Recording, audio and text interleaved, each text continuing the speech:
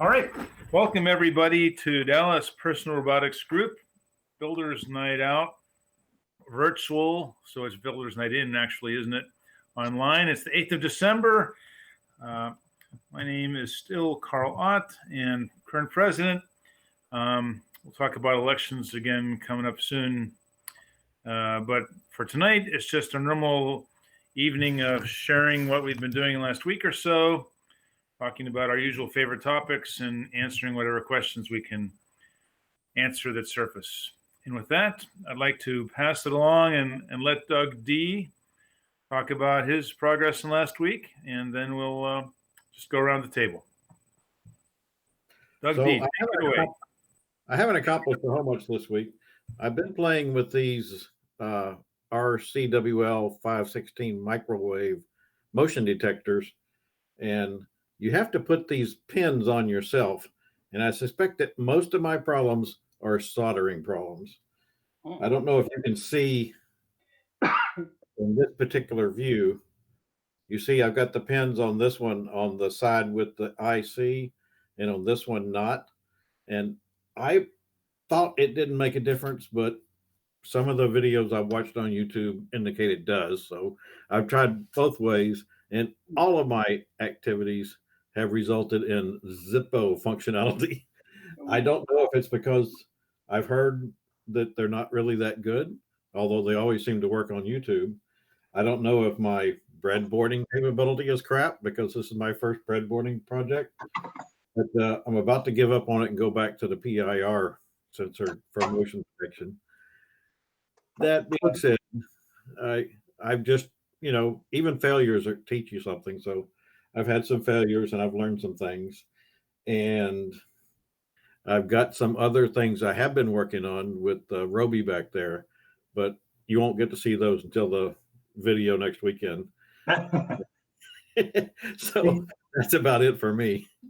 Hey, Doug, can you hold up those things again? Your transponder chips? Yes. And then these are like, they look like, are those only 4 pins? They're actually 5, but 2 of them aren't needed. See, I've got 3 pins on this one. But they're single row header, or they're double row header. Yeah, they solder in on one side, and then they got something you can plug in on. So the thing that comes to mind, because if you're getting no functionality, is that pin 1, pin 2, and pin 3, they're going to be in different locations. So you got to make sure you know what I mean? Right, and they're marked on here. I don't know if well, as long as you guys you hook up the cable, right? Because if you have, like, if you have, I hold my hand here like this. If you have a pattern like that, and pin 1 is over here, when you flip it over, the pins get all garbled up if you're not careful. So you got to pay attention to when you hook up the wires. I have paid attention to that. That's a good tip, especially for people watching this later that may learn from my mistakes, because I probably did get that backward once, but I've been pretty careful. On one of my attempts, this one here, I actually smelled smoke when I had it plugged in once. So clearly, I think I had this one here. Seen better days. Yeah, it's seen better days, and it started smoking when I plugged it in. So I think I just crossed the solder across 2 of the pins on that one. I'm not an excellent solderer, so it's been a long time since I had to do it, and I'm working on that. And I suspect, just like in cabling, most of the problems are in the cable joints. Most of my problems are probably in my solder joints. Yeah. Just by coincidence, Doug, I have been building up cables, I guess, for about 1.5 years, 2 years now, and for this one robot. And as we were discussing before the meeting started, these little DuPont connectors that I've been using, I've got to the point where I've made, I don't even know how many, not 100, but I've made a lot of cables.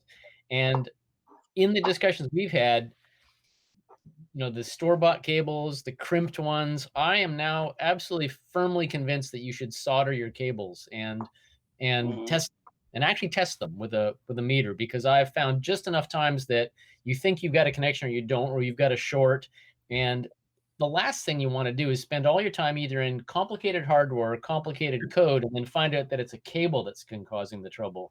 And I just don't want to leave that. I don't want to leave the cables to chance. So I'm almost thinking about doing a YouTube video on how to make these DuPont cables, because they're pretty tricky to do right because they're so fiddly and small. But I've kind of got it down where I was in a conversation with the guys at Adafruit over an issue I'm having with the board. And they said, well, you got to take it off your robot and make a test bed. So I did that. So I made this cable today, and it took, maybe 15 minutes, but it's tested. It works. I know what it does, and I'll never have to make it again. And that's one less thing to think about. You're right. I need to get my multimeter out of the box and actually touch its pins to something. That probably will solve some problems. Yeah, make sure that you've actually got a connection and you don't have a short, which is right. 2 tests. What's Ray got? This is one of those molded pin, wires, and it's black. So I was using it as a ground, and there's no connection from one end to the other. Talk about screwing things up, on a ground. That's like the worst. Yeah. So yeah. Found that out the hard way. It's like, what is going on? More times than I'd care to mention, it's been a wire that's been the problem, not the software. Yeah. Yep. Because we're all coders. So we need a whole nother distraction now, not pig loops anymore, but now intermittent connections. There you go. I didn't hear that other thing you said, just the intermittent connections. Yeah, it's better that way. So what? All righty. Well, thanks, Doug. That's something anyhow. So let's see who else is chomping at the bit to go say something about what they've been doing last week. I think we should reverse the normal order and get the people who are normally at the very end and try to push them to the beginning. Okay, so let's do it. So that would mean Ron Grant. Is that right? From the last few weeks, except Ron's on mute, but that's okay. We're learning lip language. Yeah. He's saying something about Hitler. Yeah, I can read it. I know where that is. There we go. Oh, I don't really have anything to say. I had to do like real work for a day or two, and that just bent me out of shape. So anyway, I'm hoping to have the rest of the week to play with the simulator. So you want to comment about your green sheet behind you? Oh, yeah. I was doing, I know. I had to do a Christmas card for Pam. And we took a picture of somebody that decorated their front yard. And the picture of us was lousy. So I had to mat us into the picture. Let's see, do I have a picture of that? Wait a minute. I can show you. Wait a minute. Let's see if I can find it. If my brain is functioning. Wait a minute. I won't torture you too much. So I don't know much else. Yeah, I had to do a little bit of puppet controller stuff this week. So that's kind of what I've been doing. But I'm ready to play now. Wait a minute, I'm now looking for my Blender file. I've been playing with Blender a little bit. In trouble. You have 3 days to play. Oh my goodness. Yeah, I don't know how much would get done in that amount of time. Maybe you should work on the simulator for a bit. Yeah. not your controller at all. Yeah, let's see, what was I thinking about the controller?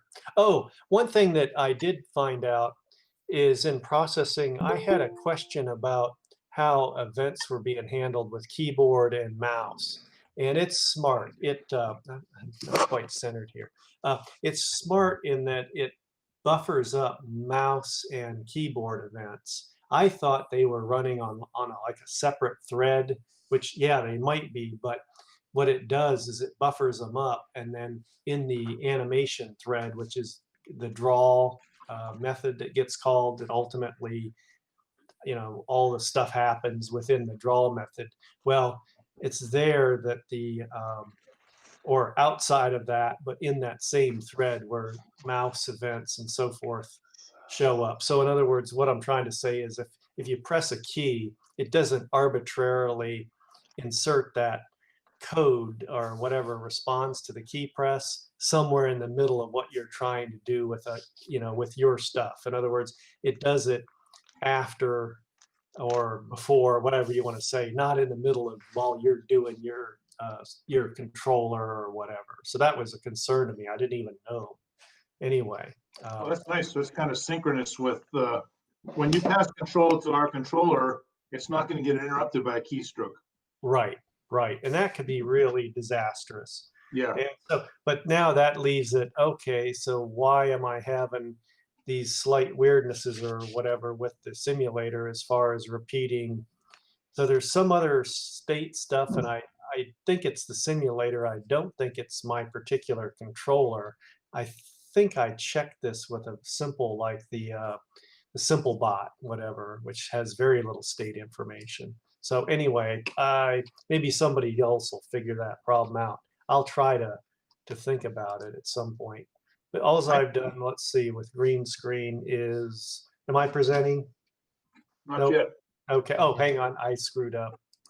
Ron, the one thing that occurs to me is that I'm now a Python programmer, but also a Java programmer. And in Python and in Java, depending on what you're doing, you have a mutex, like you pull a thread lock and pull a mutex, and then you can sync along the mutex. So basically it grabs a hold of the thread while you're printing to console, for example.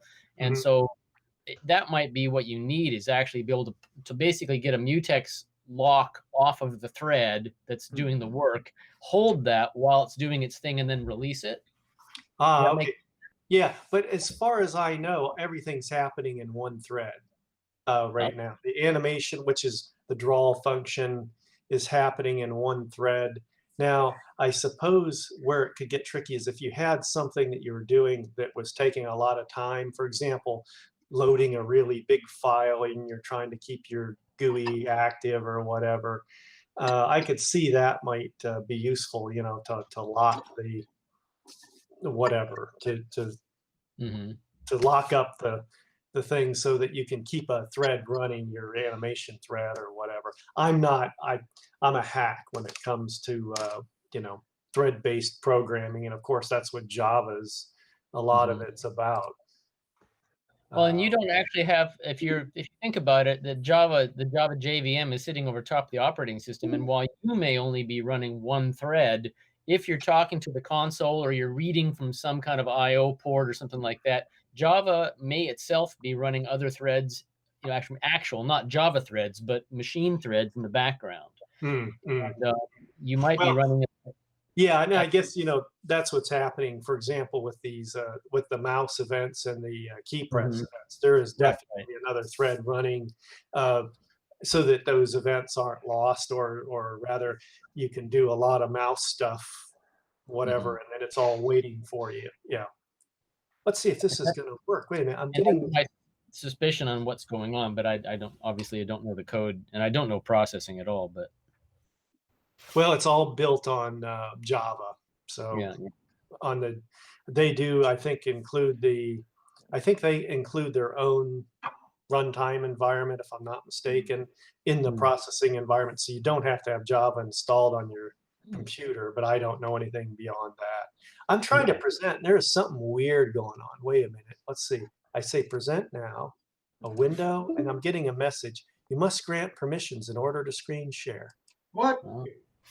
Maybe I've got, wait a minute. Did they change this? I've never had to grant permissions before.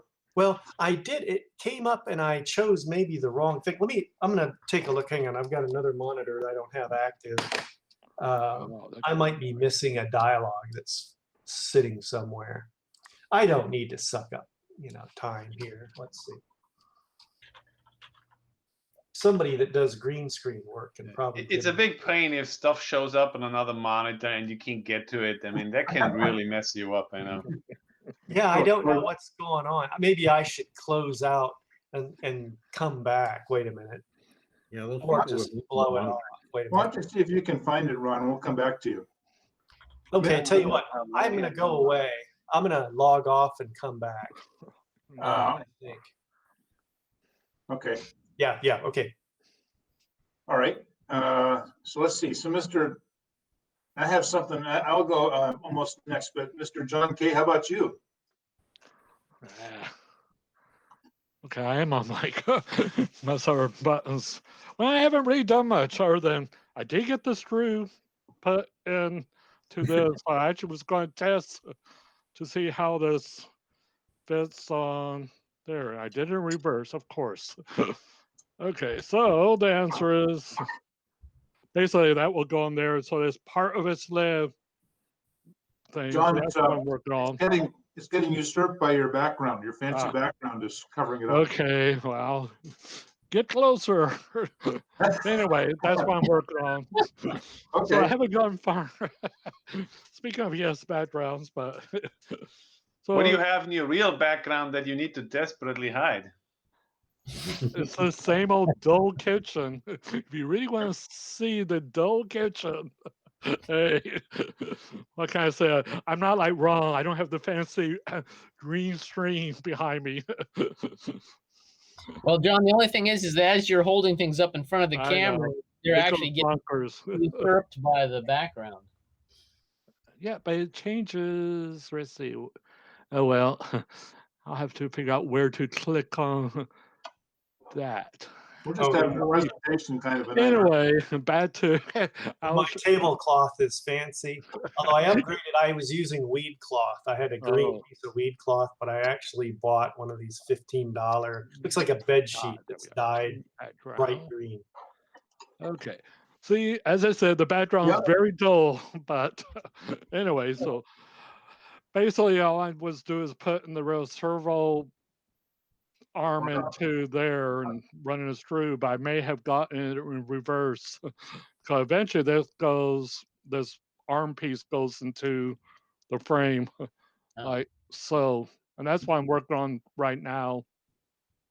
So this is one of those walking robots? What? Yeah, it's gonna be what? It's gonna be a walking robot with a triangle legs. Right. And basically, what happens is you get two arms coming out, and they get joined below, and so based on this one, it'll move the leg. Gotcha. So that's why I've been working on some, but not much. So that's about it. All right, that's something. So you get to work on stuff when you're like kayaking. Well, it's real hard to do this in the off on the water. Yep. So, Mr. Ron, is your presentation mode working yet? Your microphone's off again. Microphone. Okay. We're going to have to consolidate your buttons some and just narrow it down to where it's one go switch or something. Well, there you go. So here it is. Happy. Notice there's a DPRG robot there in the scene. But anyway, that's, now one thing. So so I guess I'm catching a little green reflection, and I guess I need better lighting. I was going to see if I could zoom in so I can show the flaws. Wait a minute. Oh, you can see it. It's hard to do. Yeah. Lighting is just a pain in the. How many sailor words can I mention in one breath? Kind of. Yeah. Have you ever seen the production studios, how they do it? Because their screens, they're actually backlit. They're backlit green screens. So they're very uniform. They do everything possible to eliminate shadows. And once you get rid of all the shadows, then you can reliably chroma key on the color and do a really good job. But it's the shadows that screw you up is where it comes into. Oh, I did get a MakerBot digitizer from my brother. I think I know why he sent it to me. Has anybody here played with one of these 3D digitizers? Probably John. Yeah, John. The one I have is a handheld version. Oh, okay. So, so it does. Yeah, effectively, it doesn't have a turntable. You are the turntable. So, I was going to show what I was able to do, but it's not that great. I was curious how well those were because mine tends to do like 18 to 24 inches plus. It was, in fact, yeah, I'll go get the head.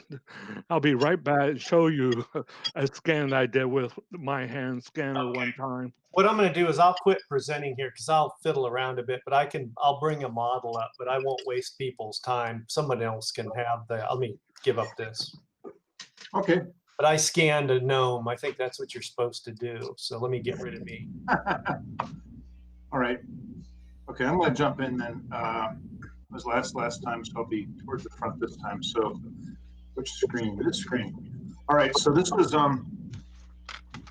you know, Chris is saying you can pull all-nighters, and anyhow, right now for me that means working all the way till 11:30 and then getting up 6 hours later. So yeah, it's not all-nighters just aren't what they're cracked up to be, Chris. But this is the amazing progress. So I'm nipping at your heels. Just look at that. It's just hey. Oh wow, that's just awesome, isn't it? No, that's wow. Looks like a drunken fine time you had there, man. You know, wow. That's what it looks like, and then I turn one parameter. You know, I back the speed off about 5%, and then it starts perfectly. Well, I was waiting to see how long it would take to hit the wall, and it just kept finding something else to go on. It would never hit the wall.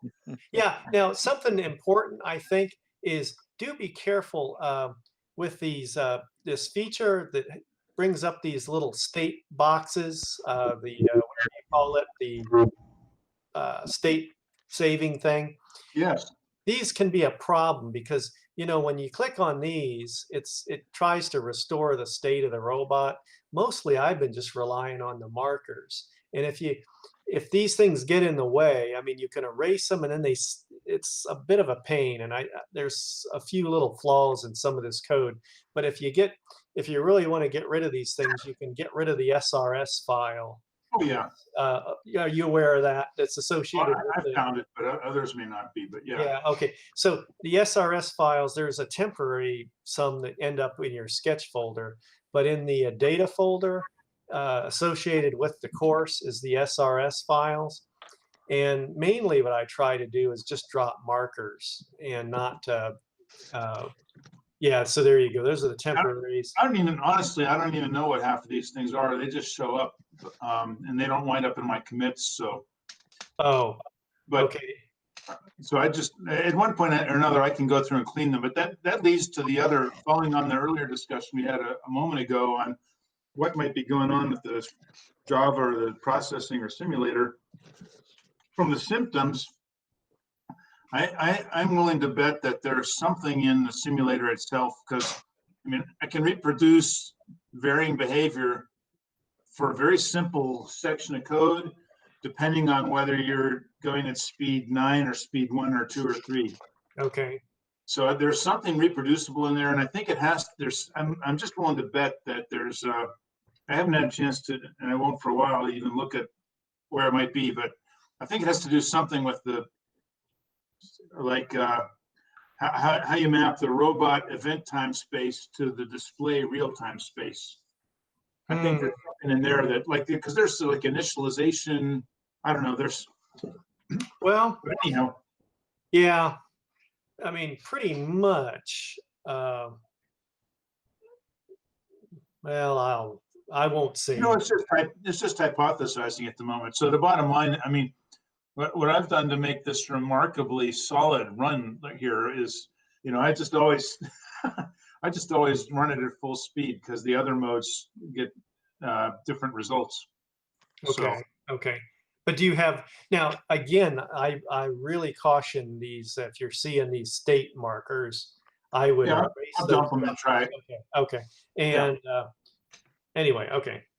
But anyhow, that's all I have to show. And also make sure, Carl, because I fell into that trap, right? That you know, reinitialize your own internal state that your logic needs and maintains, right? Because I mean, especially if you're sort of running it, unless you're completely restarting it, right? And you just running again through some section, you know, at least I was maintaining some state that I really should have cleared every time I hit the go button. I think I mentioned that last time, and I wasn't. And you know, if you don't do that, you might have some global variables still at some value, that then messes up your logic, right? Oh yeah. Well, and that's where I fell into the habit of, let me see, what is it? When I want to stop it, I hit the 0 key. So 0, and then I hit C, so that stops the controller, right? And then this. What does 0 do? What does 0 do? 0 freezes the, and that one I would be, yeah. So that freezes the update. It freezes everything at but stop. It's the same as that's the same as spacebar. Yeah. Okay. Yeah. So it's either one of those are the same, right? Well, the one thing that, yes, spacebar, unless you've already pressed 0, then spacebar does increment the step, which I regret that probably. But you can use 0 itself to step. But if you've pressed 0, then the spacebar will single step and not toggle freeze and unfreeze. There's a difference anyway.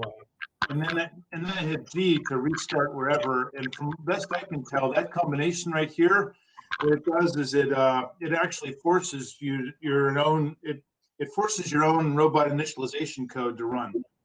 Right. Well, yeah. Okay. G or R will do that. Now, a helpful thing is if you have a marker and not one of these state save markers, but if you click on the marker, then you will be placed exactly, like let's say you have a marker and that you place on start finish, or then if you click on it, it'll take your robot there, and so your heading and the robot position will be set. And then if you press G, it should be fairly repeatable. I've been having pretty good luck with repeatability. Yeah, I mean, the point I was trying to make, Carl, I mean, the mistake I made, and maybe your code can't make that mistake. I didn't have everything inside the user init function. I had global variables kind of defined and initialized in one place, right? And then I didn't explicitly initialize them in user init. And the sequence you're just describing, wouldn't reinitialize everything on my end until I fixed all that. Yeah, no, that's that kind of thing. That's like, for me, that's the cable problem we had earlier. So I've just gotten into this habit that whenever I have plenty of those stupid state variables. So whenever I have something like that, the first thing I do before I even try it is to put them in the initializing thing and make sure that they get reset. Yeah, good. In mine, they surface pretty quickly, but how do you, I've only hit the M key to make those markers run. What's the secret to do a marker without the state thing? You need to make sure the robot's not running. So, yeah, if the robot, or if you freeze the robot or anything like that, or it's currently in motion or any of that, if you press M, it'll try to do the state marker. I'd really like to disable. When you say not running means controller off? Yeah, controller off, then you should have better luck. And I would really like to be able to have something to disable the state save marker, because I think that while it sounded like a great facility, I think it's something that added complexity. Now with time warp, I'd rather, with time warp, you can run the whole thing, in a second. So I would like to eliminate that feature or make a hard disable for it. But okay, so if you delete all the if the SRS file is deleted that's associated with the contest course, and any temporaries, if you start up the program fresh, you should be able to erase old markers with M, click on and erase, and then drop a marker, let's say at the beginning, and press M and get just a circle, and then you should be good to go. And then my typical thing is I click on the on the marker and then press G or R and start the thing up.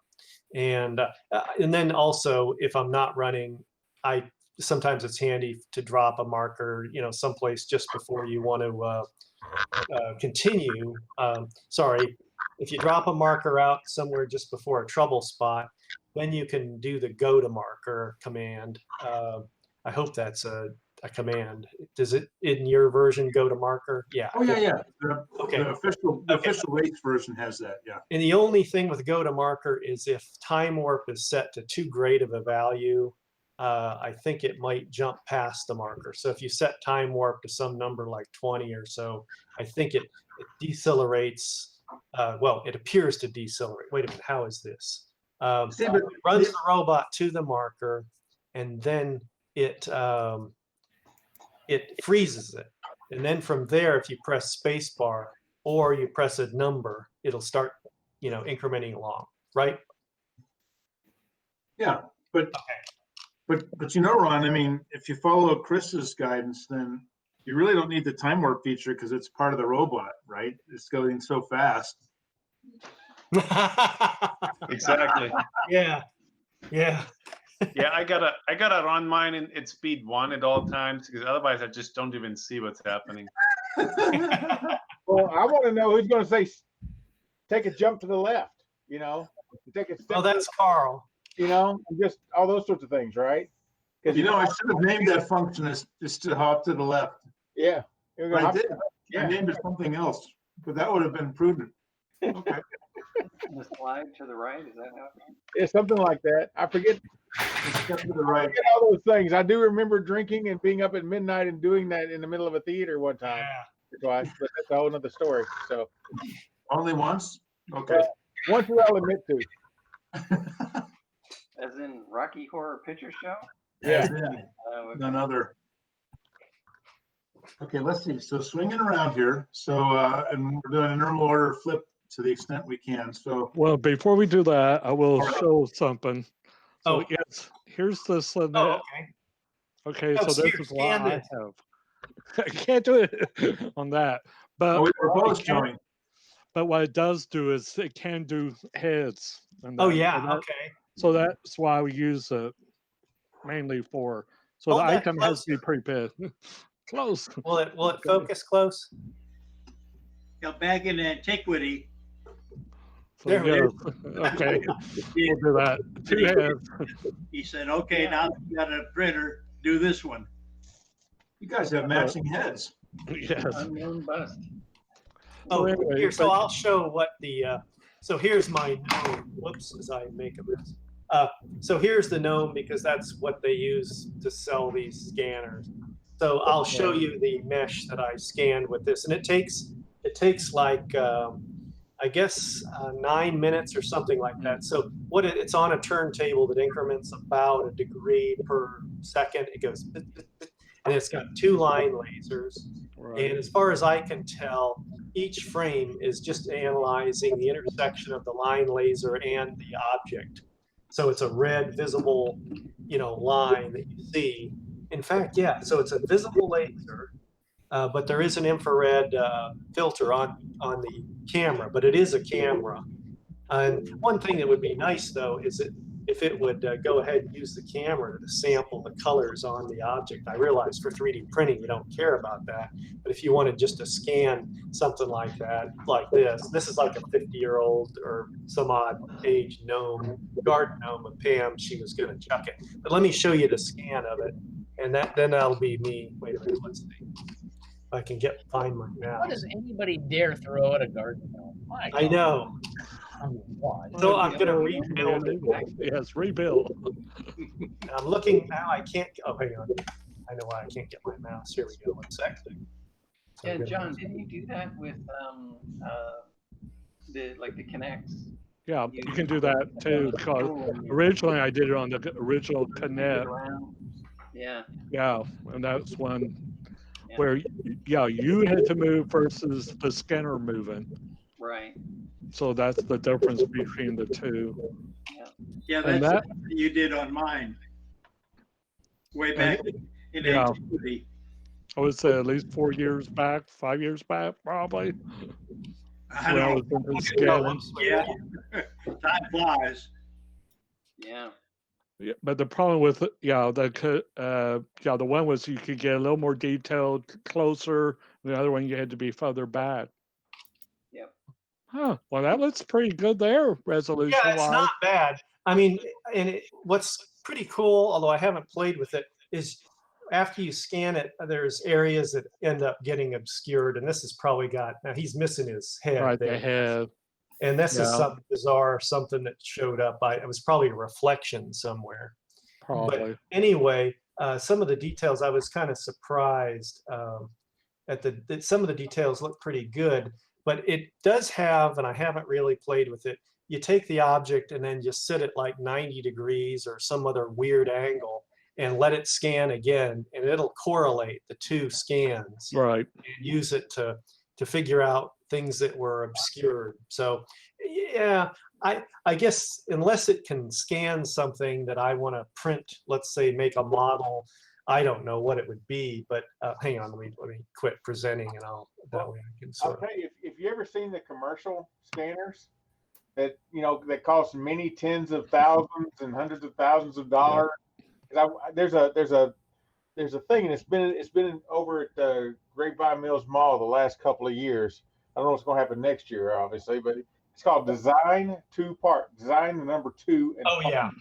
And it's a fantastic show to go to, and they don't have a lot of them, but I've been to other places that had a lot of them. They've got examples of these scanners, and what you'll do, they'll have the rotating plate on there, but what they're doing is they're showing. They're flashing different things. Sometimes it's vertical, gray and white bars, horizontal, things at angled. They even have some, I don't want to say checkers, but they've got probably 10 different patterns they shove at that object and take pictures and do recognition to figure out where things are on it.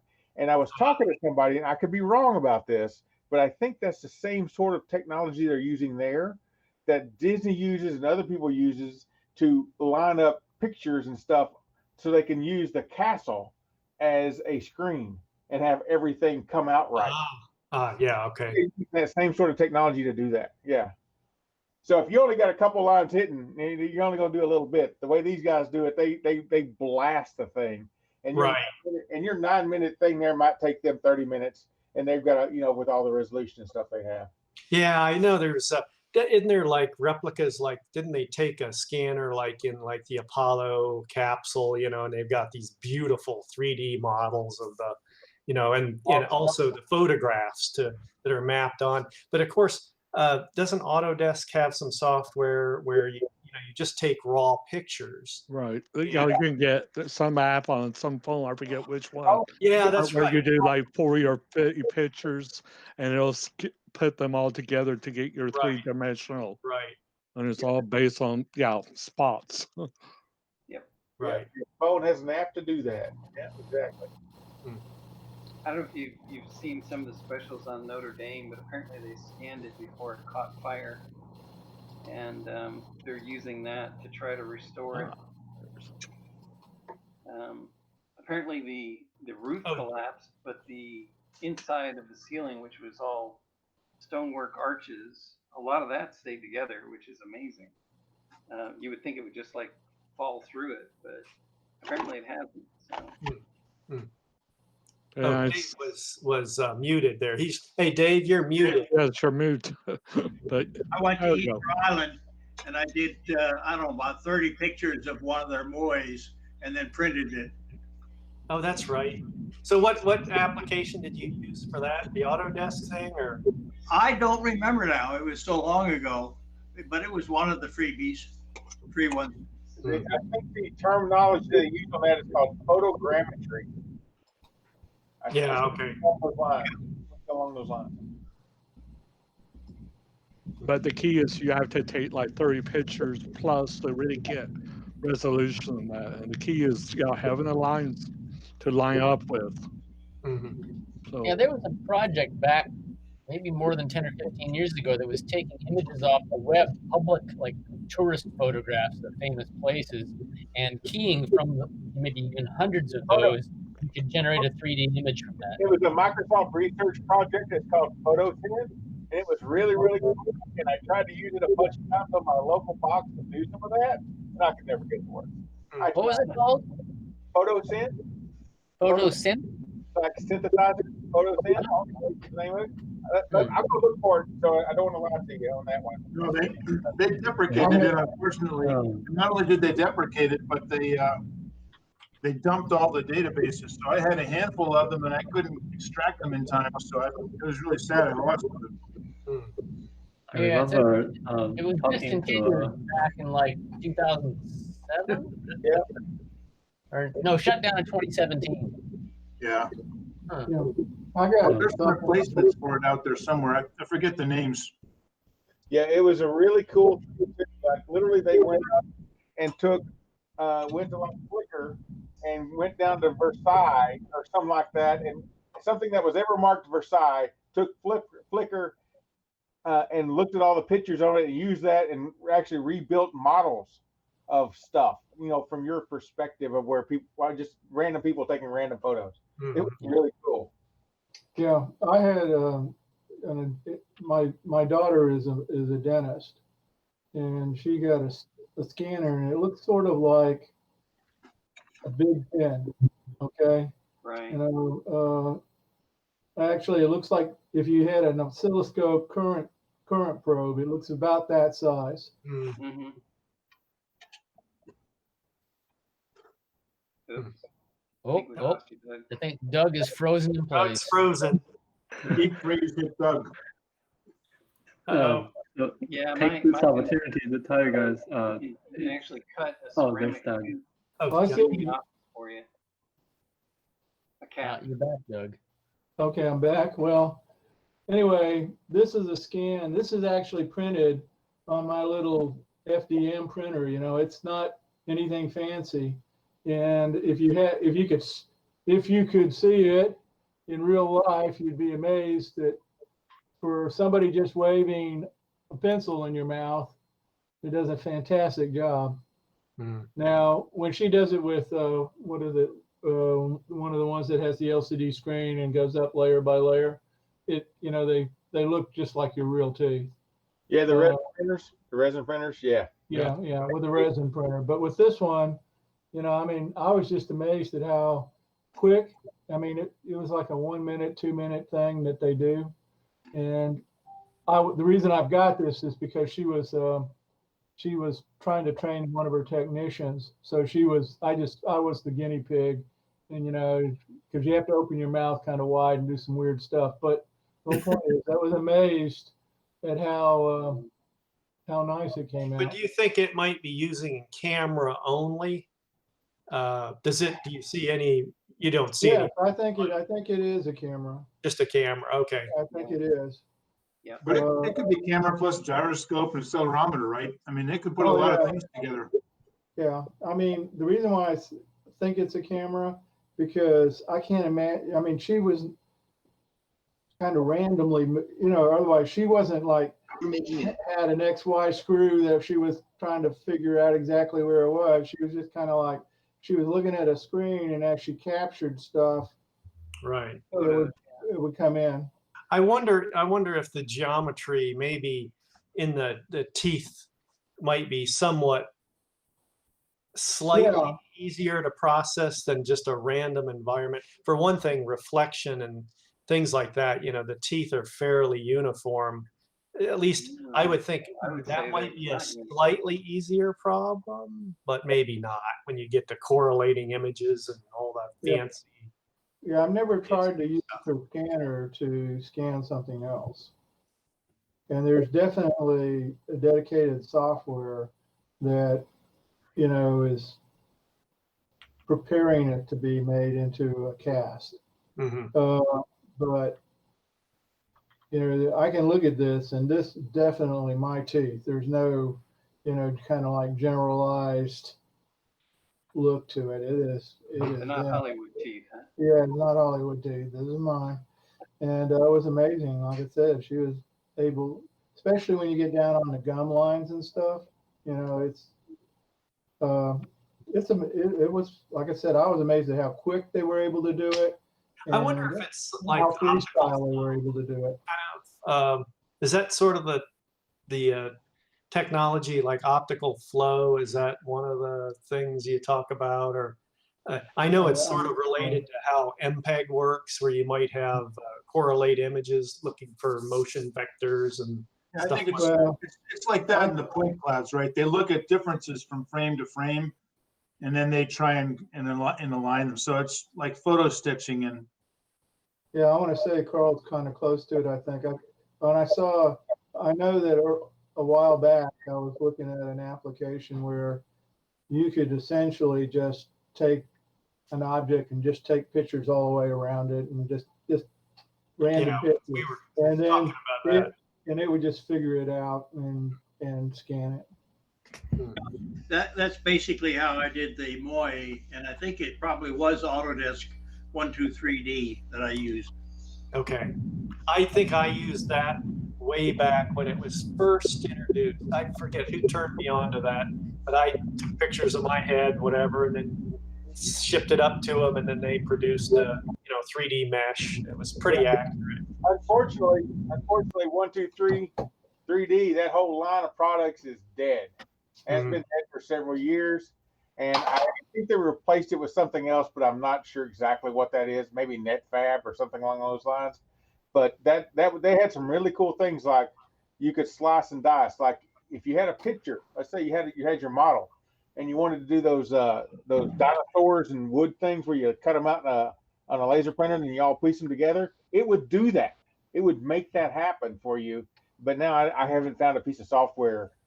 There is a piece of software out there called Luban that does that, but I haven't found another one around here that does anything like that. I think that's cool, even though I don't have a laser cutter to do all that stuff, but that kind of thing. I don't know why I know that. I just sort of do. So I know back over 10 years ago, a PhD student in UC Santa Barbara, her research was like reconstructing 3D image out of public photos out of internet. It sounds like it's a lot of math, like image processing. And I mean, it's quite advanced. And yeah, she was like, "Oh, it's hard." Yeah, so but maybe it's 10 years ago. Could be much more mature nowadays. Yeah, I would think.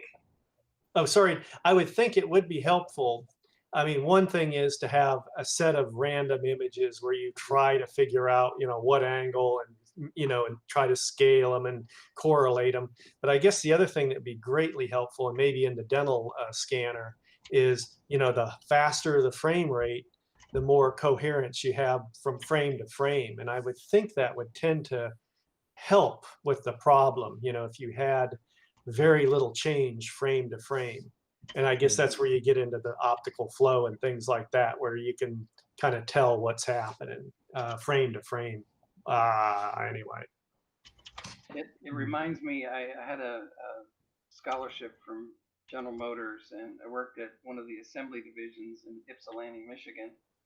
And there were two guys that I worked with the most. Jeff Haas, he was responsible for all the equipment that tested cars for California emission standards.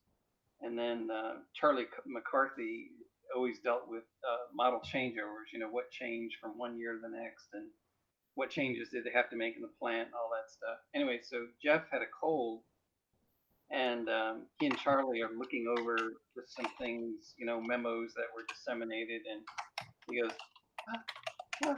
oh, and then you hear something like hit the desk, and then there's like this silence afterwards, and apparently Jeff had sneezed out his dentures, so and they hit the desk. Oh my goodness. So seeing Doug's little 3D model of his own teeth there kind of reminded me of that. But be a little disconcerting, I think, if, somebody sneezed out their teeth in front of you. Anyway. All right. Well, let's see. So Ray, so you're chatting. What have you been doing last week? Well, Ventures? I got some small motors. Well, let me back up. I had this kit from SparkFun, and it didn't have encoders on the motors. And I bought actually some Balula motors, which that I could put encoders on the back of the motors. And I was going to try to substitute the Balula motors for the SparkFun motors.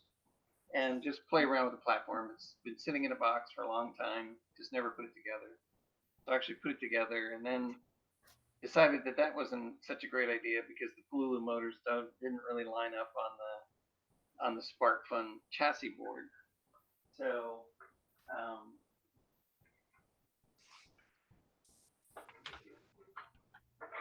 that kind of led me to making a smaller platform with the two Palulu motors on something that had the right hole spacing. This is just a strip of aluminum with a bunch of holes in it.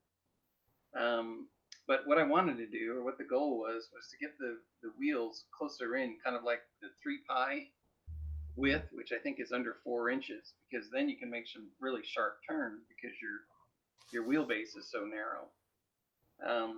You know, and it'd be like probably half of that of the Rami chassis, which is, I don't know, probably like 7, well, no, just about 6 inches across.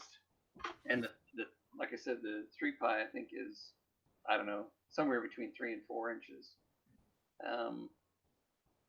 Anyway, so, you know, I was trying to find, these are plates that you can get from Lowe's, and, you know, it's got a slightly different hole spacing than the other thing does, but some of the holes actually line up, and I was going to tie them together and drill them out so I could stick the two motors and this plate on the same thing. And then I thought, okay, well, maybe I should just 3D print a little chassis.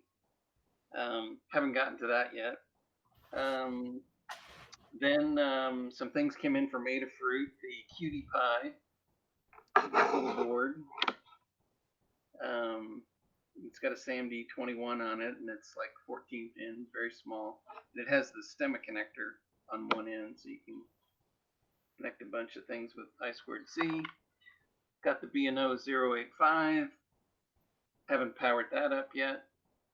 Let's see, what else have I been doing? Oh yeah, I've been looking on Xyltech. It's a website that sells a bunch of 3D printer parts, because I could get a board to make my little 3018 printer to be standalone. The ramps, I guess it's up to 1.6 now. There's actually a ramp 1.6 board. So I was looking at those. I could get the ramps board, but they're out of stock on the display, so I'm going to hold off on that because I don't want to pay, you know, double shipping. So just all kinds of stuff. So, but anyway, so it's like, you know, little projects. I'll pick it up, work on it for a little while, put it down, get distracted, move on to something else, you know. And that's been my week.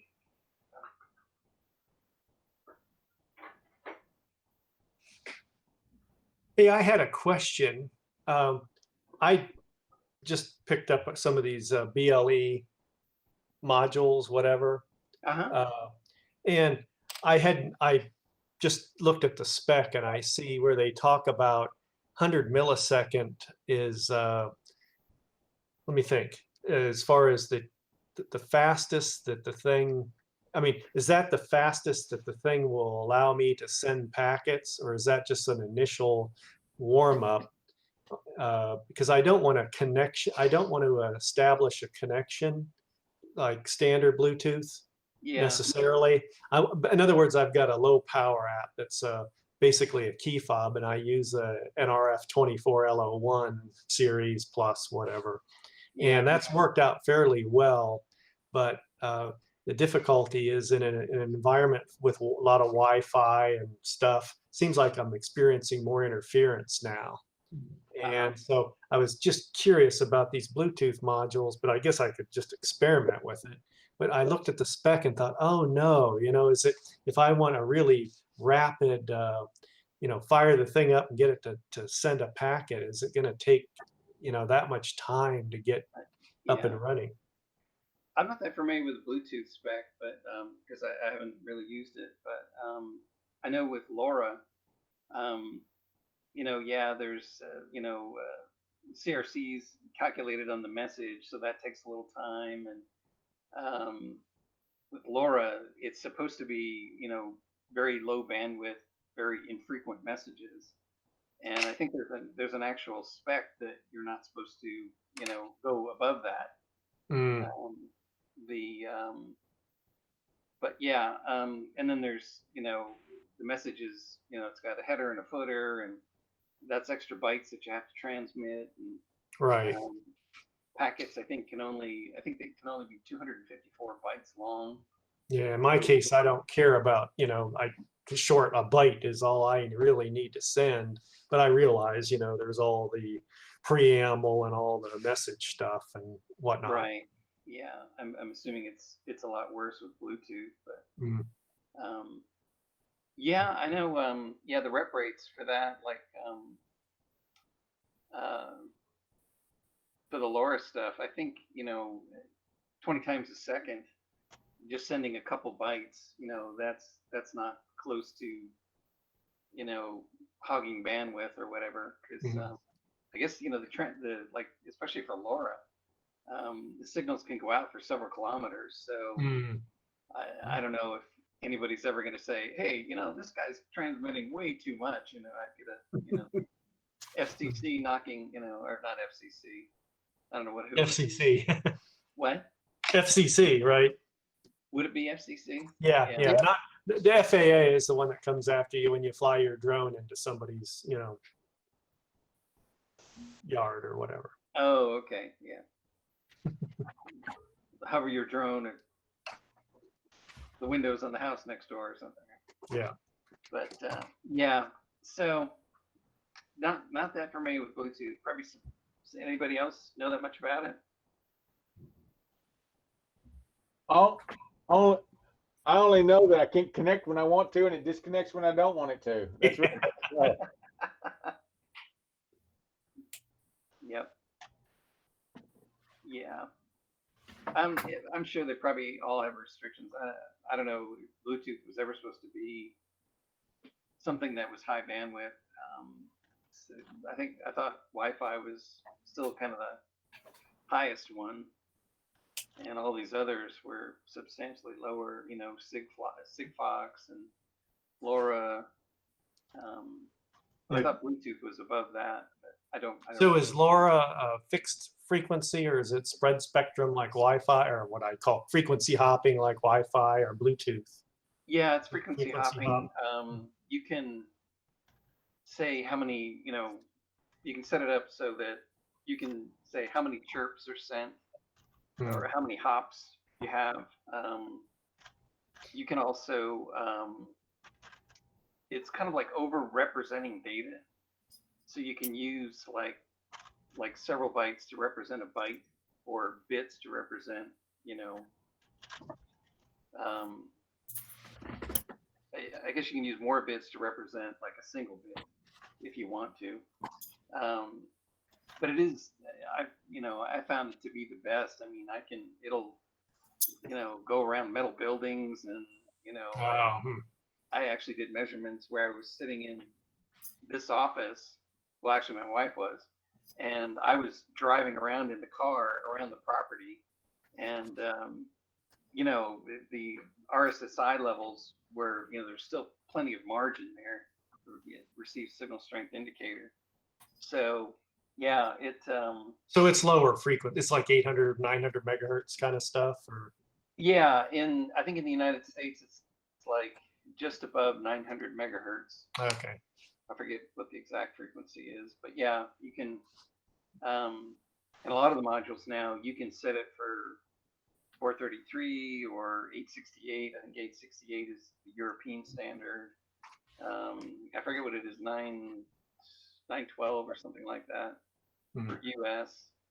But yeah, so there's several different parameters you can do, but there's, you know, the more robust it is, the longer it takes to transmit, because you're, you know,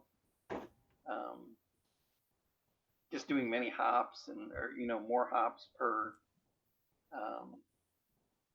you know, per byte that you actually transmit and stuff like that, or you're representing more bits than the actual data bits that you sent and stuff like that. So, but yeah, I'm not that familiar with Bluetooth really at all. Haven't used it.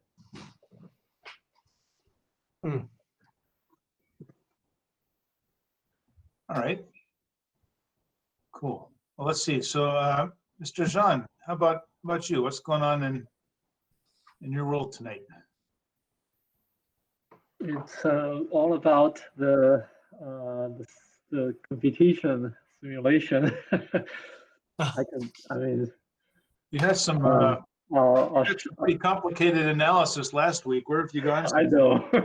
Now I have to implement it, right? So I'll show you. I want to share with you guys how it is going. Let me share this. And you discovered that you could see beyond where the original simulator could only see around the robot 6 inches, and you figured out you could see anywhere. Yeah. So first, let me know if you guys see my screen. It's code. Hopefully you see. We see code. Yeah. Okay. So well, let me understand. I mean, let's see what I did. Basically, I was I told you guys last week. You drug something in from the let left. me run this. Let me run this. So it's more. If you're going to show the code, you might need to make it bigger, but. Okay. Yeah. Yeah. I'll bring up this. So this is my simulator. Do you guys see my course? Right. Okay. So yeah, like I was telling you guys last week, last week I was really thinking about this corner, like how to turn fast and optimal, right? So now, well, I have to get to the corner first. So my current strategy, let me show you guys. So I would start with certain angle. My strategy is I want to detect this line and detect all the shapes. There's only this is my plan. There's only a certain number of shapes in this map.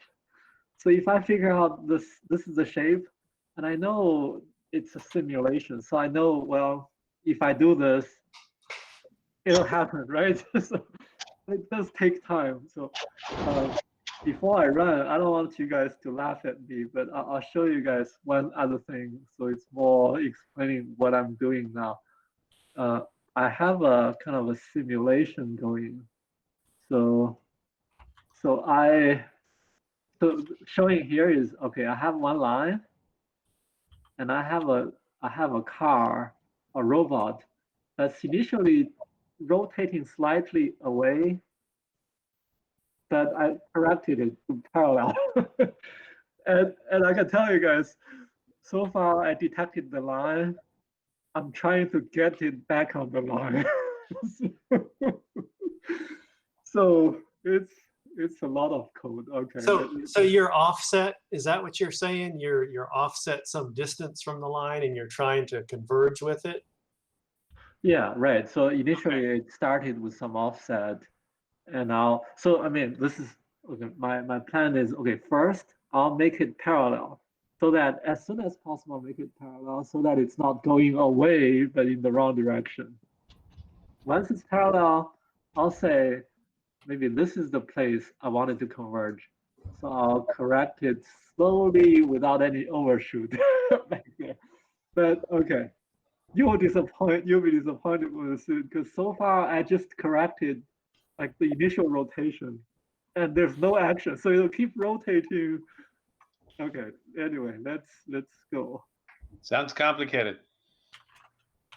See? And I haven't handled the rest. So you go forward very well. Sorry. You go forward very well. Yeah. Yeah. I guess maybe after the competition, I'll show you guys, okay, this line curves back and falls right here. I hope there's enough time, but okay, I just have to write out all these equations and focus to implement it.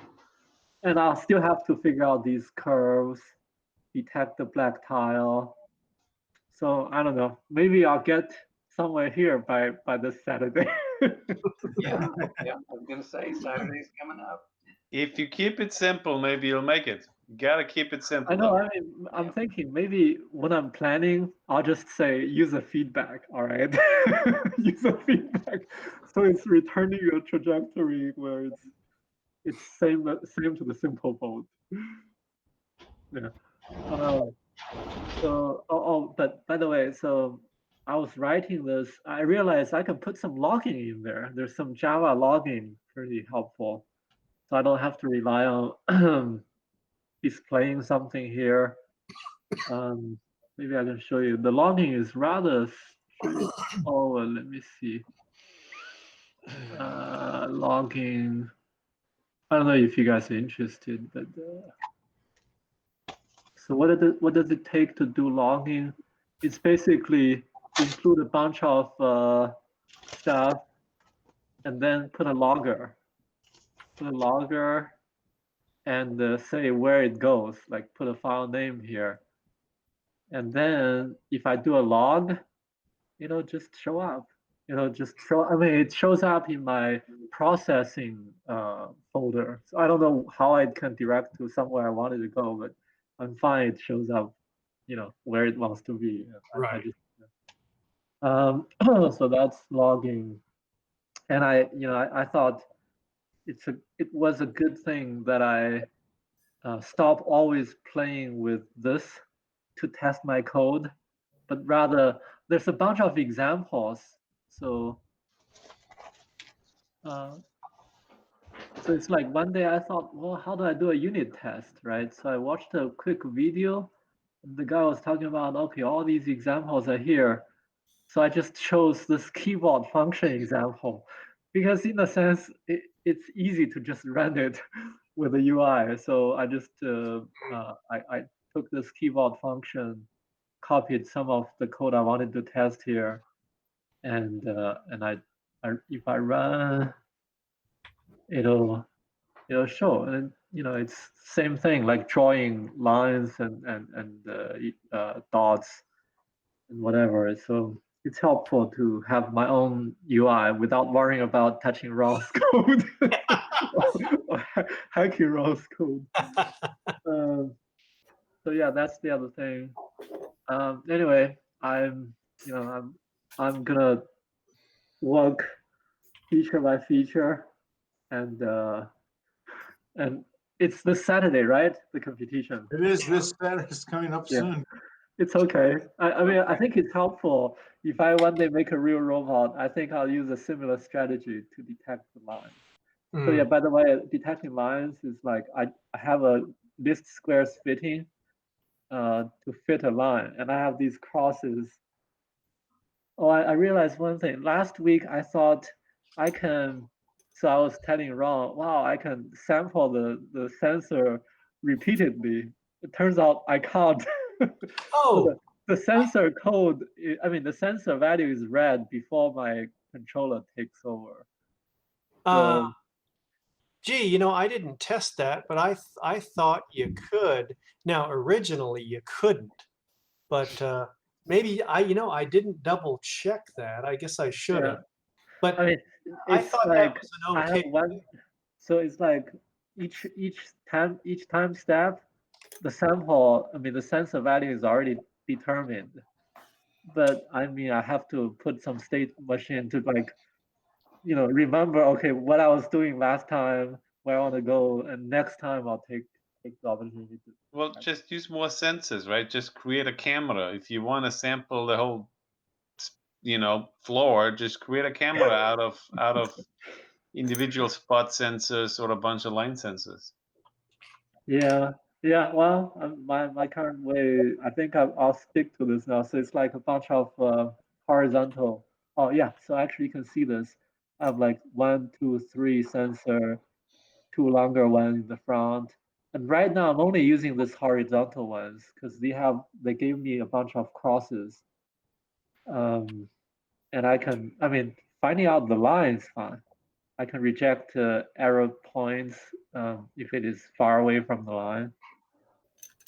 Anyway, keep working on this. something that Will pointed out to me is that, the interesting thing about having, we'll say, a line sensor, the further you get out in front of your robot, it's interesting that what happens is the rotation of the robot, or the steering, in effect, it's not the robot following the line, as he points out, but it's the sensor. That's where your error is being calculated.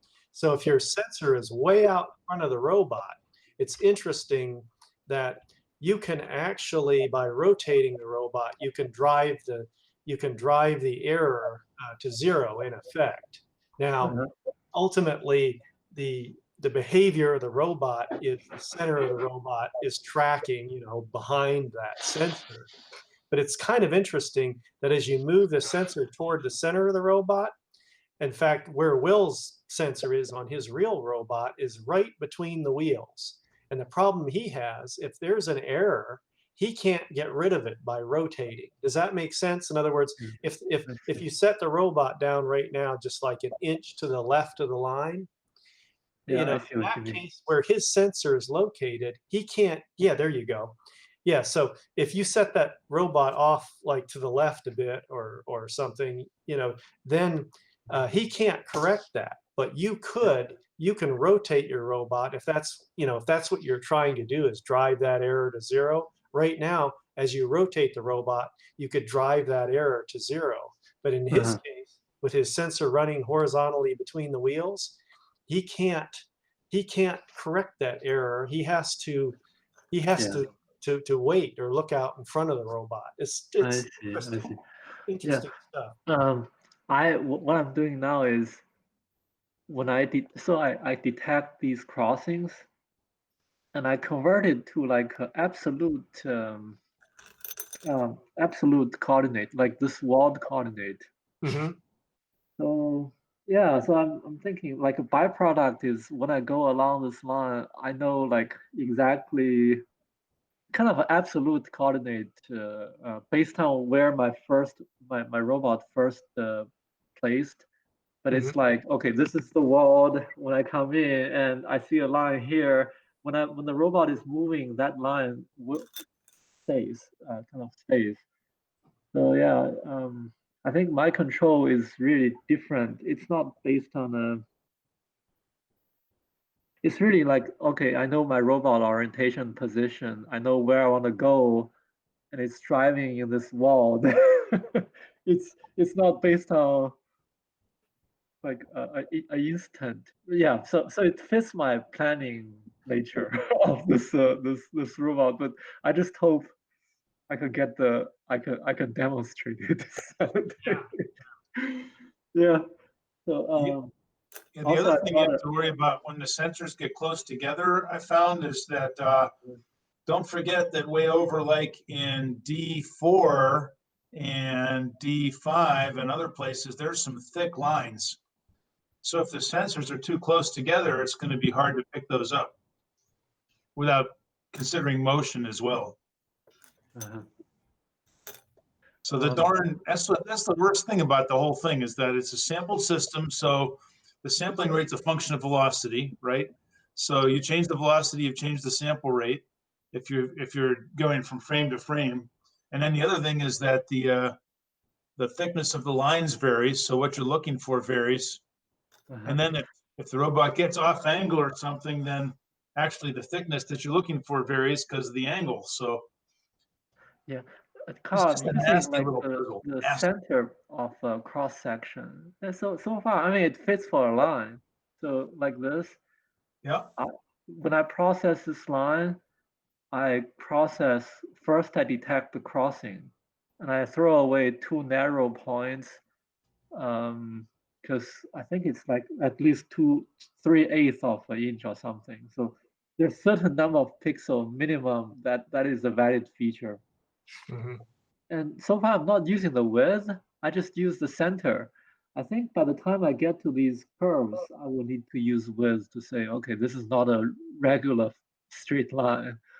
But so far, if I say, okay, give me all the crosses of these horizontal lines and all the center, just the center, and fit a straight line, it works well. And when I'm going, it keeps adding to the straight line. So I can see my the fitting correct pretty good. So yeah. Yeah. Anyway, my demo. Some kind of progress. Also, I got some bunch of hardware last week from Black Friday, so I want to get over this and go back to my driving the motor the way I wanted to move. So you're just hoping to get this Saturday so that you can go back to what you want to do. Last weekend I was working on this. I was tired because it's like, yeah. So I was like, I go to my kid and say, how do you solve this quadratic formula, right? So I write it out. I was like, is this right? Because I need to solve how long the time is when I accelerate from one point to the next point. Yeah, but anyway, it's I'm gonna work on this until Saturday. Cool. Thank you, guys. Board. So Can I go next? Go ahead, jump in, Mr. Chris. Because I got to punch out a little earlier today than usual. So, okay, let me present. You've done it in 30 seconds, right? God. No comment.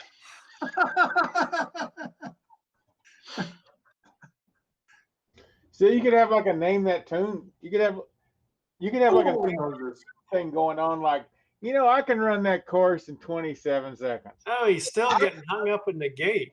I can run that course in 26.9 seconds. Okay, do it. That kind of thing, and have a deal on that. Like name that tune. It's a fun game that way. And Chris, were you? Is this the same Chris that just 5 minutes ago was saying keep it simple? I was going to say. I mean, don't get distracted by all these line senses. I'm most of them I'm not using. I'll clean it up. I'm just too lazy. That's just to throw all of you off, It should be how many sensors does it take to solve the problem? I know. Actually, you know what? Most of the time, I'll tell you, and that's most of the time I'm using exactly 2. I'm using the forward-facing arc, okay, and actually you can't see it. There's one other line that's like further below. Those are my primary sensors, but occasionally I need to look at other stuff too, but not everything that's shown here. So what I wanted to show is, so as of last time, I wasn't yet able to, navigate through the gate. I already pretty much had the logic in place that tells me when I've reached the gate. So that's been in place for some time. So I just had to sort of get through the gate. And after thinking about it a little bit, I realized it's actually straightforward because, my standard logic, I didn't really have to invent any new logic. My standard logic, what it does, again, it mainly looks at this arc and, it follows where it's at, with a little nuance to it so I can go fast. But my standard logic, as you can see here, if there are 2 lines, it picks up the leftmost line, right? You see that blue dot? Yeah. That's the center of the line. By default, I just pick the first line that I see, and that's what I follow. Obviously, when I reach the gate, I want to do exactly the opposite, right? I don't want to pick the first line from the left. All I need to do is say, hey, just pick the first line from the right, right? And so once I've reached the gate, I enter a new state in my state machine, and then I say, okay, once I'm in that state, you know what? I'm just going to override this center position. I'm just going to recalculate the center based on, it's going to be between those last 2 edges. And I don't really care how many edges I see. If I pick up some other crap, doesn't really matter. I just say, all right, the last two edges, let's assume that's the line. And I'm going to put the center right in the middle here.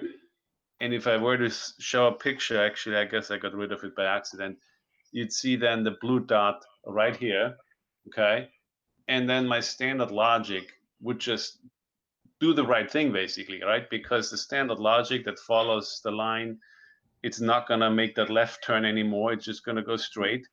And then it's going to make, then it's just naturally going to make that right turn here, right? Instead of going straight.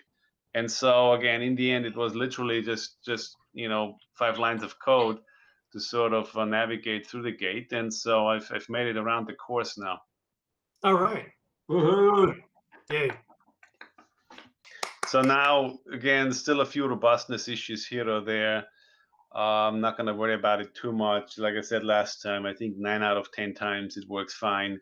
I think that's good enough. Great. All So, set for Saturday then. Yeah. Gauntlet is thrown. The other thing unrelated to line following that I just wanted to quickly pop up, if I can get my bearings here. But did I just close some windows? What happened to me? I think either my Pi just died on me or rebooted or something happened. I guess I guess it's back. Now, what I just wanted to briefly illustrate, since we had an exchange on, how real time can you get with the Pi when you're trying to run certain logic, at certain intervals down in the millisecond level, millisecond range. The one thing that may not have come out from my long email clearly enough is that if you play with priorities, if you set the priorities, it's actually out of the box not all that bad, right? Things are not all that bad with Linux if you just set priorities out of the box. If you don't rely on the standard priorities. And so anytime anybody does something that, if you care about milliseconds, don't just run your application and hope for the best. There are some controls that you have, and again, that if you do raw stuff, or if you do part of your logic on the Pi and then the other part on the microcontroller, I mean, all of this would be relevant for those kind of scenarios. But just to illustrate, if I do, I think you can still see my screen, right? Yeah. Yeah. Now, so if I run some timing test here, so out of the box, standard priorities, it's not all that bad. I mean, I don't have anything else going on, so the number of interest here is the third column here, the 200 microseconds. So I'm trying to sleep for a millisecond, but I actually, end up waking up a millisecond plus 200 microseconds later, right? So not exactly when I want to wake up from my sleep, but yeah, that's actually not that bad. Okay, so that's not that bad. My point is, if now you have other stuff going on, then all bets are off. And so if I just pop up another window here, I need to duplicate this one, duplicate. And so let's get this guy going here, standard priority, and I'll show in a second what that actually means. Now, if over here I run a simple stress, and I just run it with a CPU load, not even anything complicated, just 4 threads of processes burning up CPU time in the background here. Now watch what happens here to my timing. Okay, see here, every once in a while, instead of sleeping for 1 millisecond, I'm sleeping for 1 millisecond plus 3000, right? All right, I mean, again, you may or may not care about a couple milliseconds off, but I often do. And so my point, though, in the end is, even without going all the way to running a special kernel with the real-time patches, which is a bit of pain in the neck to make the version numbers line up, what you can do, so if I stop this and I run the exact same Python program, which doesn't really do much, but I run it such that I give it a specific priority. And more than priority, I put the whole thing in a different scheduling class, is really the right way to describe it. And let's pick a small number here. That right off the bat is gonna mean that my other little 4 things here that I have going in the background burning up CPU time, they can't interfere with this. Now see how my averages can come down? I'm now averaging a timing error of 12 microseconds, okay? And my worst case is in the 20s here. Okay, so those are microseconds average off error from your millisecond target, was that right? Correct. Okay. Okay, now, not bad. Now I'm not giving the Pi a hard time. I'm just letting it waste a bunch of CPU cycles, which, again, once you actually make use of priorities, anybody else gobbling up CPU time is a total non-issue. And I'll just illustrate that here, what's going on. And that's the other thing I wanted to show, if you're interested in seeing the priorities. And there's a few non-standard things in here that I'll explain in a second. But see this Python application that I'm running here, it's showing up as -6 here. Anytime something shows up as negative in priority, that's how you know that it's running in the special scheduling class that's reserved for timing sensitive things.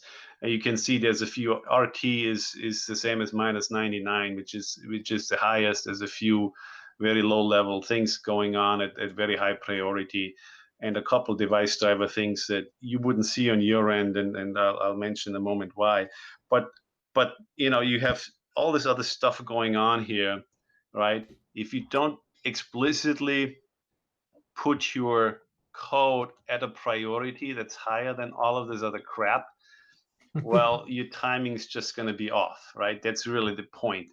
And all of this other crap, right? That's at priority 10 or 20, just because the way the numbering works here in HTOP, that's basically tells you they're all using the standard scheduling policy, and the red -10 means, yeah, it's standard scheduling, but with a nice level, which some of you might have heard of, that's been around in Unix land, for 400 years. But all of that is still just anything with positive priority is considered, a standard scheduling class, and subject to inaccuracies. But once you do something like I've done here with the chrt command, okay, that's a command that basically lets you start a process and you explicitly put it into a whole different scheduling class. Right? And the one I've used here is called FIFO, and RR for round robin would have the same benefit. But those are the only. Deadline is a new one, actually, by the way, so specifically for real-time applications. The only deadline, FIFO and round robin would deliver, good timing accuracy. Everything else is really, it's best effort, basically. So even without going crazy, my point is you can actually do fairly well out of the box on most Linux sort of systems.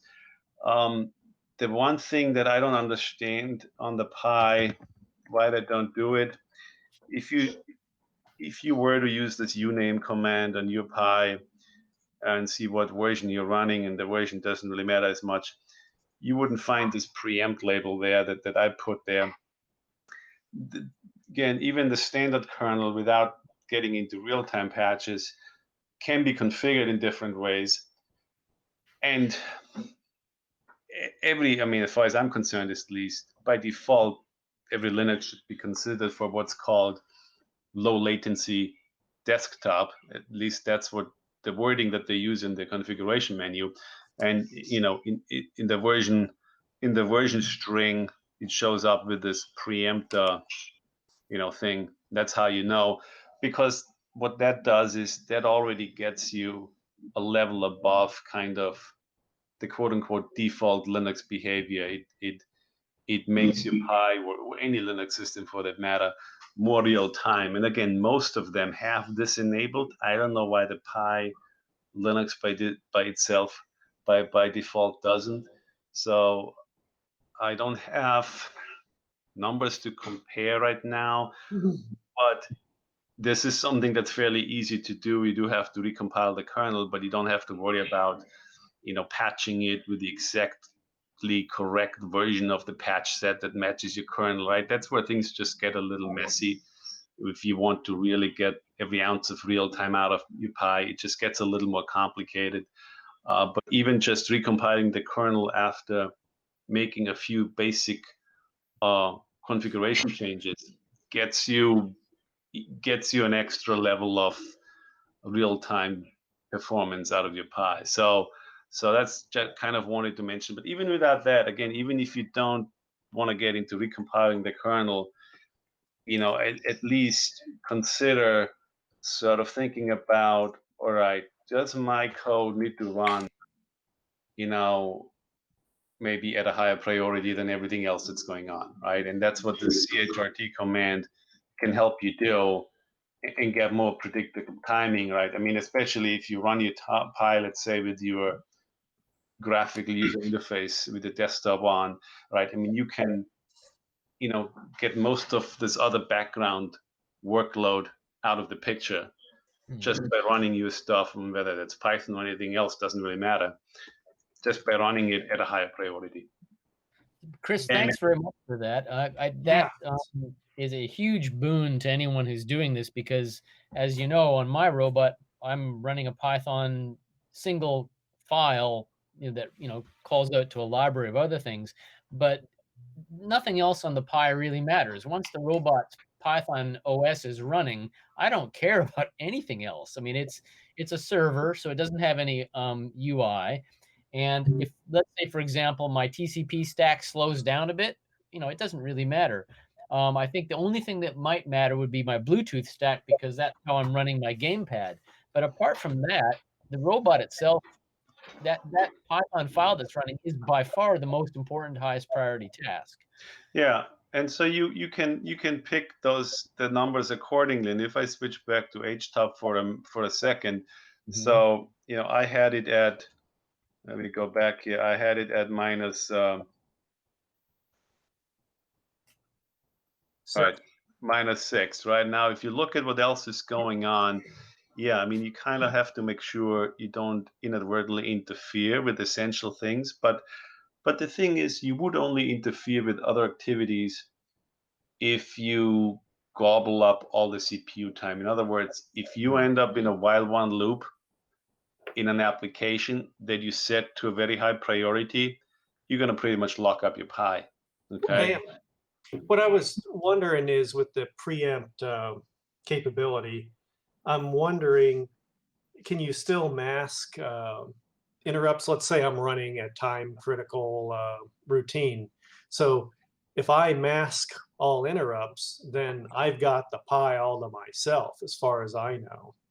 Is that right? You know what I'm saying? Well, I don't think I can be interrupted if I've masked all the interrupts. If I have that. There's two ways to answer that. Number one, I mean, in Linux land, right, in user space, if you're writing a user space piece of code, you don't get to mess around with interrupts. Now, again, there's ways to do it. You can disable interrupts. I've done that on the Pi just as an experiment. There's ways you can, because if you run a super user, there are ways you can access the hardware, and therefore you can mess around with the hardware directly. But what I'm saying is, you typically don't do that, right? And therefore, yeah, once your code runs, you would still have to deal with interrupts. But now here's the second way to answer that question, and that's, if you see all these guys here at -51, on your end, if you have Pi or any other system, you wouldn't see those. What those actually are, because again, I've turned one option on. Those are actually the interrupt handlers of those device drivers, because there's an option you can turn on, and it always gets turned on when you turn it fully into a real-time system with all the patches applied. That particular option I'm talking about is always turned on. But even in the standard kernel, you can turn on an option that turns all the interrupt handlers, or at least all the compatible ones, into standard threads. And those device drivers don't even need to know about it. It's happening sort of transparently. And what that does, now it shows up in this task list here as a regular thread at some priority. And so again, if I had a piece of code, I didn't want the Ethernet driver or the Ethernet interrupt to interfere with my piece of code, I would just set myself at 60, let's say, at -60. Okay. Right. Then none of these guys could sort of interfere. I mean, again, there's still a small piece of actual interrupt handler code that gets executed before this thread gets kicked in. But compared to sort of when this option is not turned on, all of these guys that are at -51 would have interrupt handlers that some of them might be fairly big and complex. And once they run, right? And they steal time away from what you have going on. And so again, this is just another switch. That's a fairly standard switch, standard Linux that you can turn on. And now you get all these device drivers sort of operating in a manner that allows you to control, whether they get to interfere with your code, just by, you can put your code at a higher priority, or you can put a device driver at a lower priority, and so on. So those are some of the things you can do. Just again, the more you care about timing behavior, the more of these kind of things you'd have to take advantage of. Yeah, okay. I can see where, just as an example, I see the UART there. Let's say the UART had a limited buffer. Obviously, if you put it off too long, you're going to possibly lose characters. Right. Is just an example. Others may not be so critical. Talking to whatever, an SD card or something like that, your performance might drop, but you might not have an issue with data loss or anything like that. Yep. Exactly. Yeah. Okay. So now go ahead, Chris. Ahead. I was just going to say that I'm looking at my Pi right now on HTOP, and all of the processes, apart from one, are 20. And you probably, one thing you have to do to even get the full picture of things, you got to go down in the bottom left to F2 setup. Okay. Display options.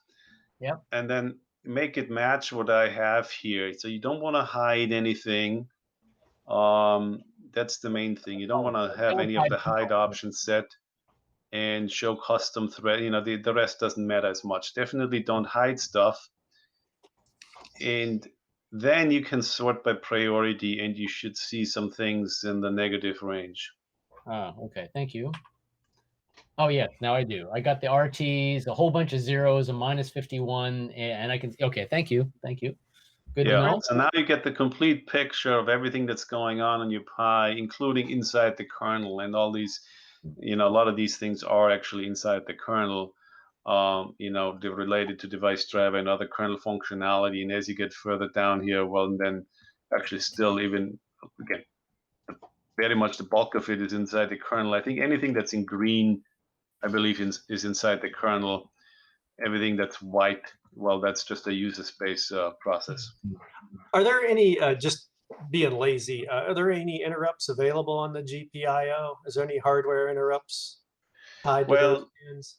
I'm not. I would think the answer is yes. I haven't really done that on the Pi because, again, in Linux, to take advantage of an interrupt, you can't. And that's the main difference between working on a microcontroller, right? It's 5 lines of code in Arduino to do something in an interrupt.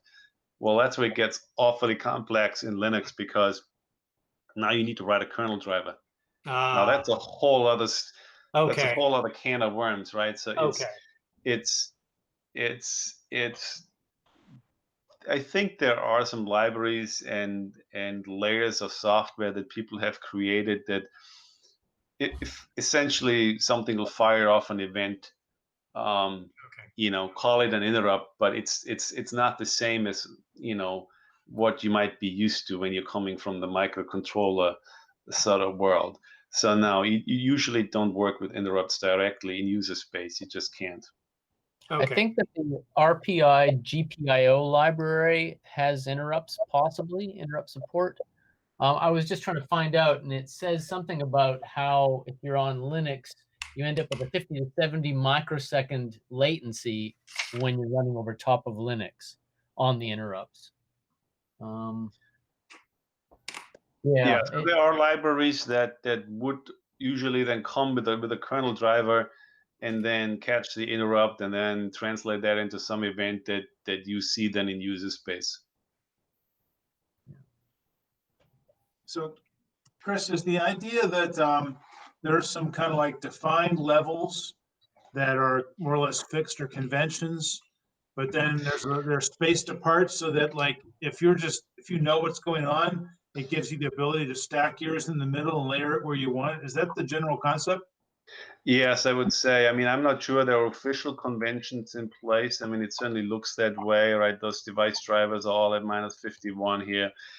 I haven't seen that necessarily documented anywhere, or you can see all these guys here that are at priority 0, nice level -20. What that means is they are in the normal scheduling class using the so-called completely fair scheduler, but they have some nice level associated with them, which means they are less nice. -20 means they're gonna get a little bit more time. I'm not sure again if there's an official convention, but yeah, the idea is of what I'm trying to sort of convey here is, yeah, you can definitely safely pick something, you know, the less of a CPU hog your particular application is, right, the more safe it is to just pick something that's has a fairly aggressive priority, and you know you get minimal interference or just very occasional interference, because unless you go full-blown real-time kernel, there's still going to be the occasional interference. The kernel is going to be in the middle of something, and it's not going to want to reschedule until it's done doing what it's doing. There's still that, unless you run a full-blown real-time kernel. But I mean, even just for casual use on the robot, what I'm saying is, again, and when I do, for example, on my Romy, right, which the Romy controller, is kind of designed to be mated up with a Raspberry Pi, right, and the Romy control board has its own micro on it, and they give you a library. The Pi talks to the, to the Atmel over I2C. When I was doing some work on that platform, I made sure I run my Python code and with some of those libraries from Pololu at a higher priority, just so I don't get interference from anybody else, just because I prefer more predictable timing. Not that it's always gonna matter, right? If you get, if someone else takes 10 milliseconds of time away, but I think just one of those things, you want to eliminate that variable, otherwise, strange things might happen, and you bang your head against the wall, and maybe it's because someone else has sort of, the CPU time away from you, and you're trying to do something at a fixed interval, and in reality, you're not doing it at that interval that you think you're doing it in. Well, what I found on my robot was that when I was having problem with using too many Python threads, and I don't think they were getting locked, but the priority was not quite right. My robot quite literally looked drunk. It was just, it would kind of veer all over the place and run into things, and its behavior didn't disappear, but it just became kind of like unpredictable, and you might find it with a bottle in the gutter or something like that. But robots. Yeah. So, drunk robot. Yep, that's all. Cool. Very cool.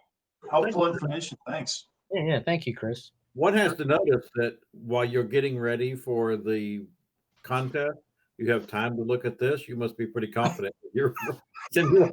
Well, I mean, yes and no. I mean, it just so happens. I mean, making Linux perform as real time as you can is kind of a background activity that I always come back to and dabble around in, and sometimes it's for work related reasons. But so I frequently come back to that, and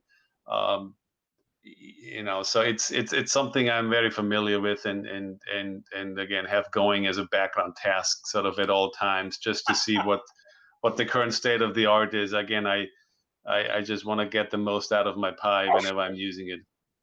Yep. Well, I for one really appreciate it, and I know since this is being recorded, a lot of other people will too in the future. Yeah. Now, one thing is, of course, painful is you have to recompile the kernel.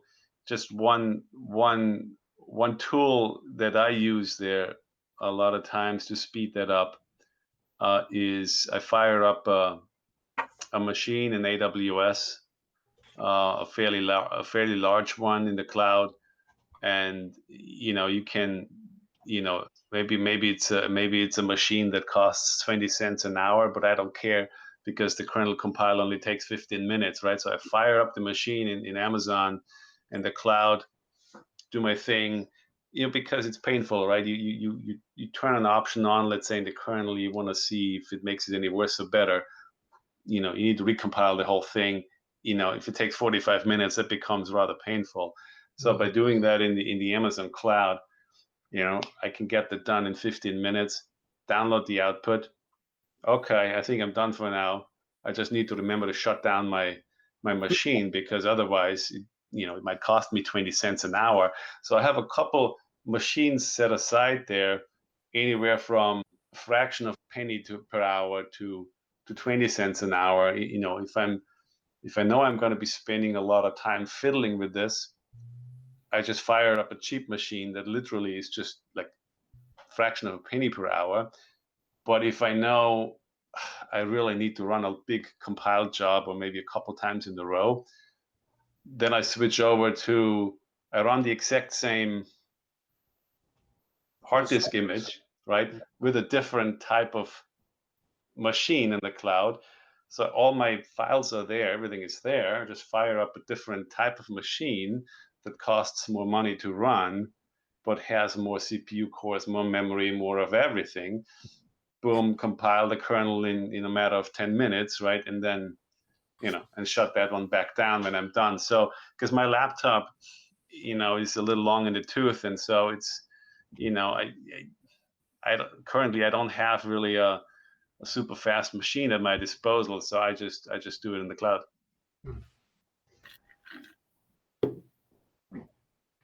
Nice.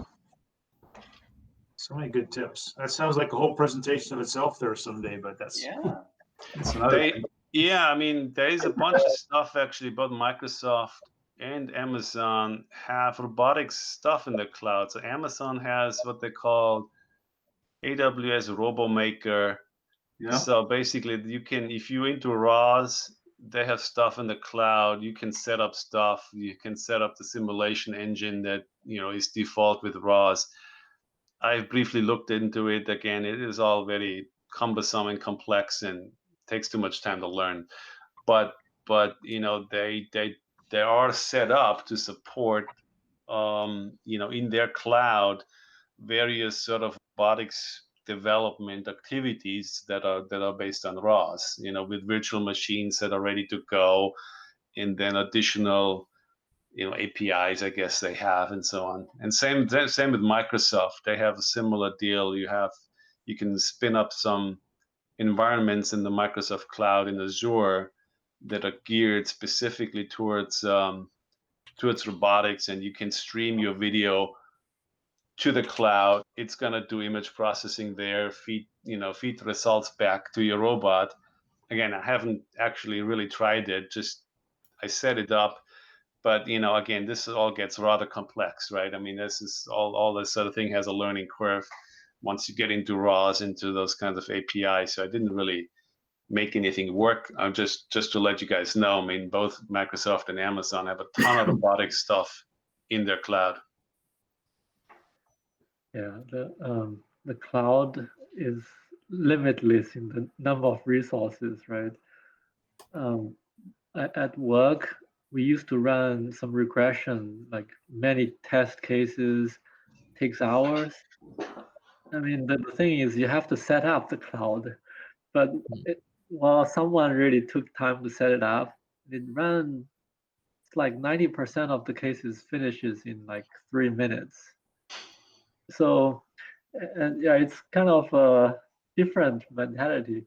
Because one time I had my run accessing some local files, and it because there's thousands of these instances running, so it immediately bogs down the whole like the network because it's like a legion of instances trying to access our file system.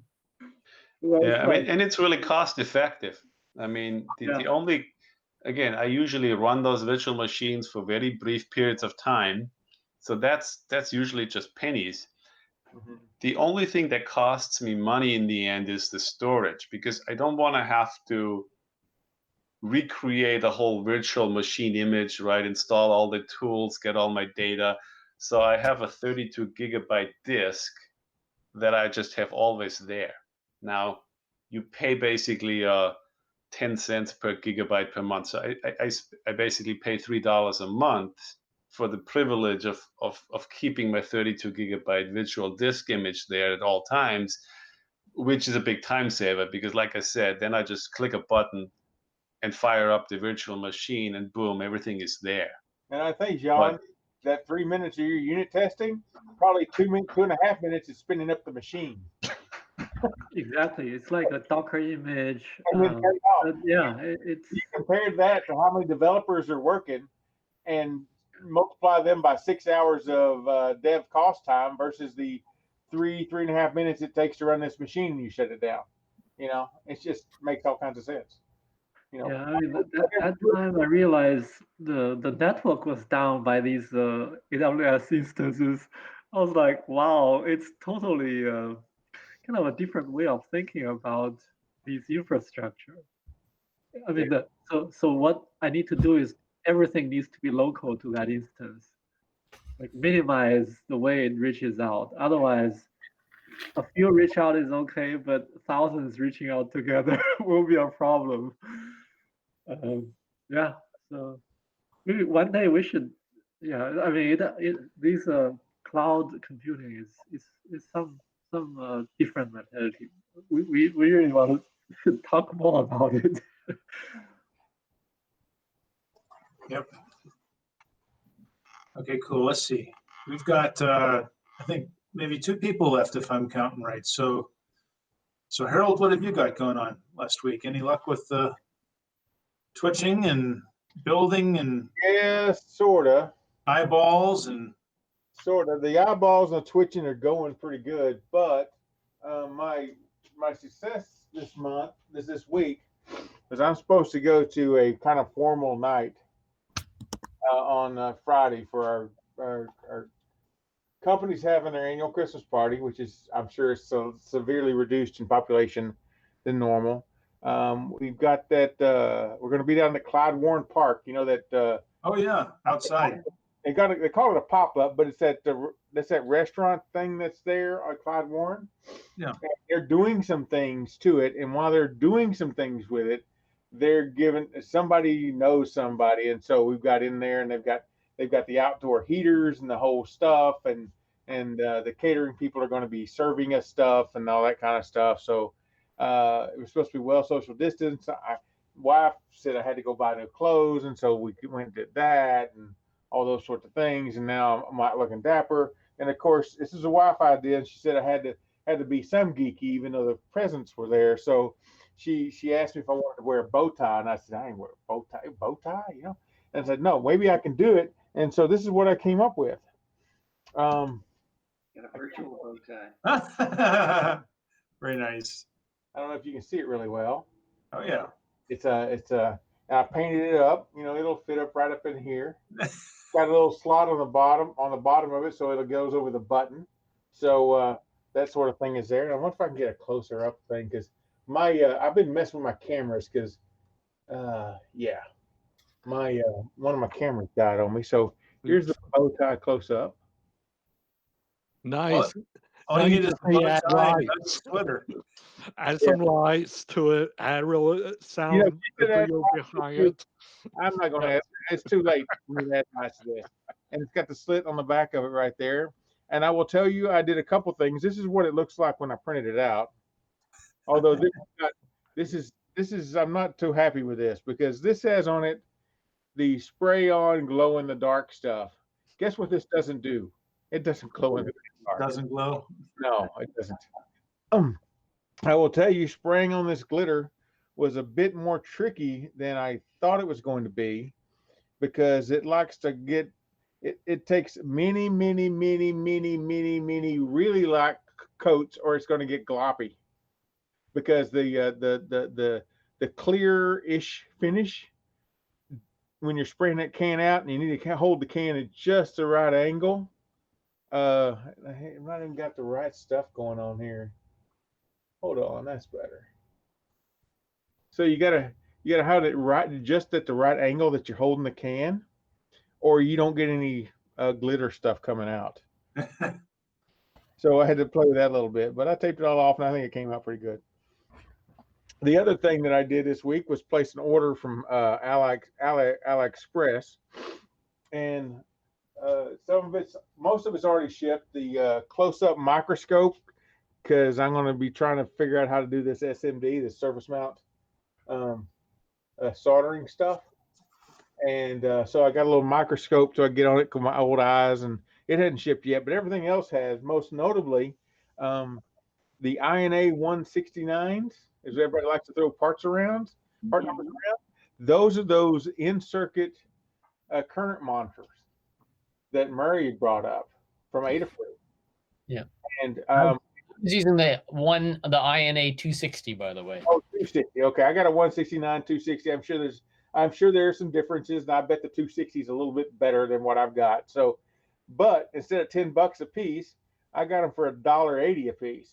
And so when I put $1.80 in one, I just buy one of them, it's going to cost me $2.80 to ship it. And I'm like, well, wait a minute. What if I bought two? It cost me like $3 and some odd cents to ship it. Okay, well, what if I bought three? No more. What if I bought four? No more. So I bought 10 of the damn things for the same shipping cost that I had 2 of them in. So now I've got 10 of those things coming. And I looked at the specs on that, and they're actually kind of neat. They'll run, these are rated up to 5 amps, from 0 to 60 volts, up to 5 amps. And what happens is it's just got a data outline. So it translates the currents to volts. So at 1 amp, I see 1 volt on my analog line. At 2 amps, I see 2 volts on my analog line. So I can use that voltage and translate that directly into amps, just because that's kind of cool how math works. The right thing, and you do the right resistances and stuff. So it's going to a 0.1 shunt resistor, I think, on that deal. So that translates right volts to amps just straight off. Hey, Harold, here's I bought I think it's called an earwax cleaning tool, and it's basically high definition.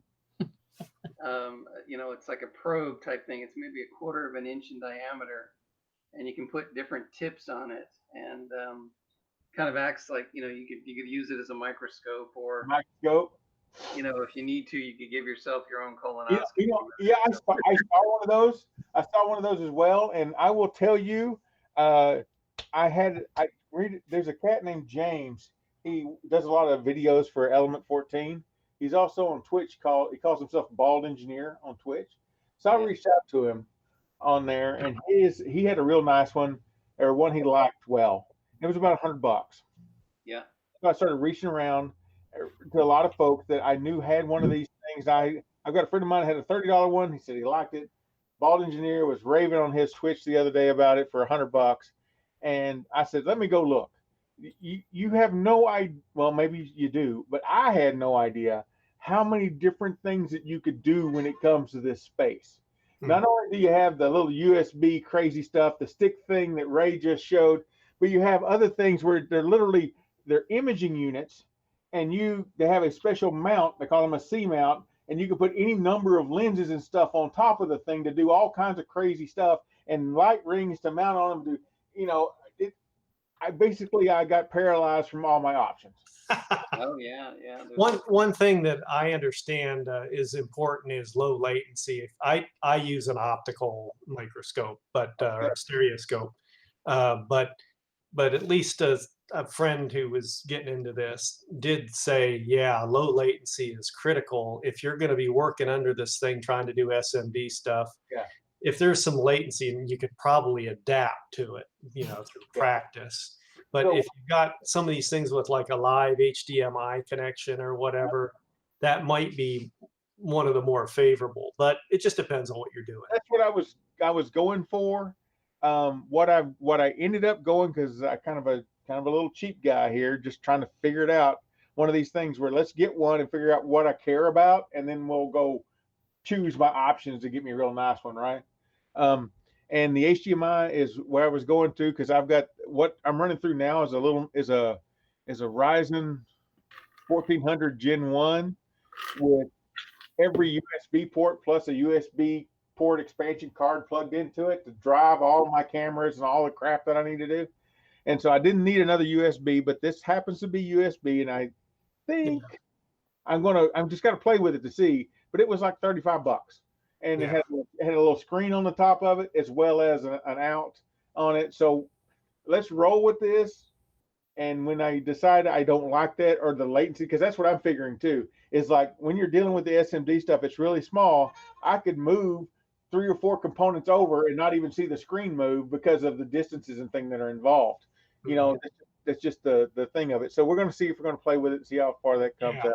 And field of view, of course, as you're talking there, that's very important, to have a field of view that's compatible with what you're trying to do. I'm working on it. And I bought 2 or 3 of these things that most of them are around $1, $1.50, and they're these cards that have, I don't know, a ton of SMDs on them. And when you put them all together and put them right, they, I don't know, make that Larson scanner thing, or like the kit car deal or some circular thing or some other kind of thing. And I went and looked at the circuits on them, and really what all they are is you've got an LED, you got enough of a chip, like a 555 timer that will cycle some stuff, right?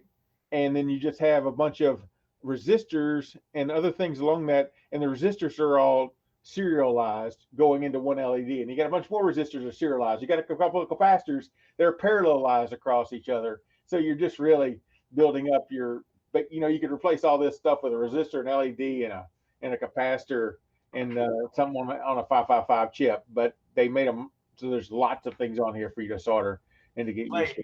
So, never use a 555 anymore. It's easier to use a tiny 13 or something like that. You're right. No, you're right. You're right. One of the things I do want to do kick up, because I have a little bit of a talk that I do I call it electronics for programmers, basically water resistors, capacitors, and transistors and things like that I do. And I wanted to get into the digital side of it. And one of the things I had planned, I don't know if I'll ever do it, but I still have it in my head to do it, is Evil Mad Genius has a 555 timer that's like this. And it's made out of discretes and transistors. And the idea behind it is I want to show this thing work. I want to show the little bitty thing working on the thing. And says, that's kind of crazy, right?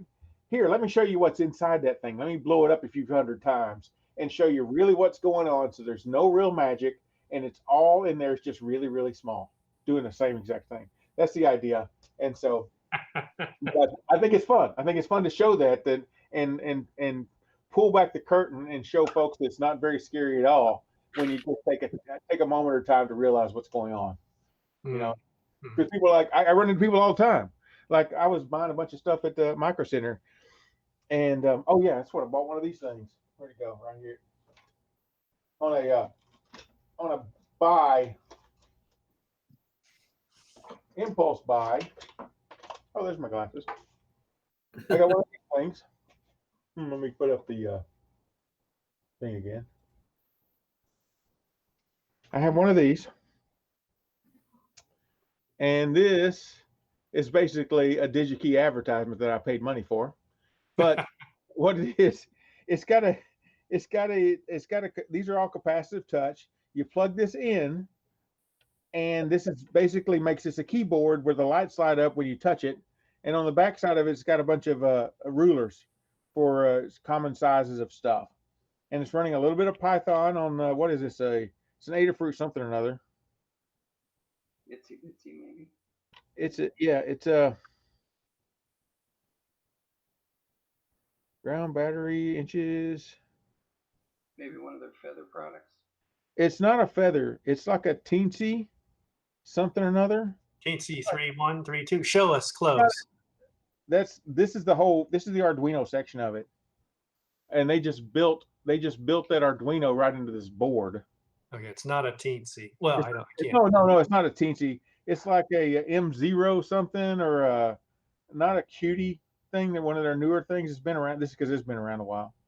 But basically, it's a little bit of Arduino with some things on it that you can do it enough to run their Circuit Python, which is what they're advertising here, on it, and and act like a keyboard. So when you plug this in and you actually type on these buttons, it shows up like you had typed them into your keyboard, typed them onto your keyboard and that sort of thing, which is kind of cool. And I just wanted something to play with. The guy looked at it and said, I don't think I'm smart enough to do. I really want to play with those things. They're really interesting and they look fun, but I don't think I'm smart enough. I corrected him right there because it's not that you're not smart enough. You are. You're running a cash register with all kinds of stuff and buttons and things to push. And if you get it wrong, it costs somebody lots of money and you a lot of grief and all those kinds of things. You are plenty smart enough. You just need to find something that allows you to ease into this to get your feet wet, so you're not scared. So as soon as you pull back the curtain on lots of stuff, you're like, is that all it is? Yeah. That's why in my magic world, and in the magic world, we don't reveal the secrets, because just as soon as you know what they are, one, I take away that feeling of wonderment that you just had, like, wow, how did that just happen? That can't possibly happen. I've taken that away from you for your lifetime, probably. And on two, the awe is gone. What now? I said the awe. The awe is gone. It is absolutely gone. Yeah, it is absolutely gone. And the reason it's gone is not because that the guy didn't do a good job of it. The reason it's gone is because you're like, is that all that is? Absolutely, that's all that is. Most I'll tell you right now, not to spoil anything, most magic effects you see today, as complicated as you think they are not. They are very dead simple because they have to work, and God only knows what kind of situations they have to work in, and weird things happen, and it has to work all the time. So they're as simple as it can possibly be to make a thing work. If you're trying to figure out David Copperfield's last effect, simpler is better than the complicated thing you're about to think of working. That's just all there is to it. And because it takes you away. So I try to ease people into lots of these things, especially during my stream. If somebody asks a question, I stop and answer things and that kind of stuff to make it less scary, so to speak.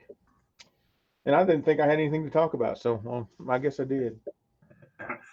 Oh, we know better, Harold. It's all right.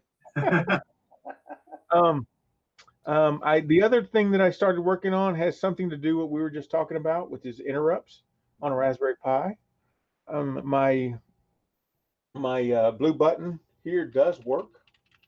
It doesn't work now because I don't have the program running, and I don't have the program running because I found out I probably need to make it a daemon. So I'm running this as a system service on it. So when the Pi boots up, this thing just works. There's not another launcher that needs to happen.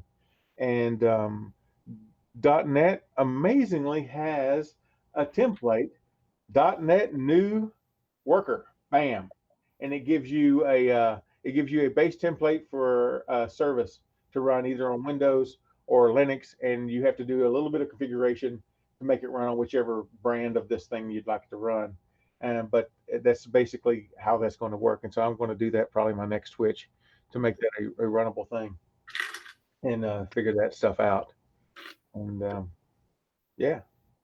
was really surprised. It was really cool. The other thing I was surprised about is because I don't have Visual Studio the full-blown thing, and I'm doing a remote session with Visual Studio Code to edit code on the Raspberry Pi, I have become a lazy person because Visual Studio does so many fun things for you, like Control Dot to give you everything you can deal with, everything you might want to deal with in your application, in your calls, the formatting of the stuff. I need that package.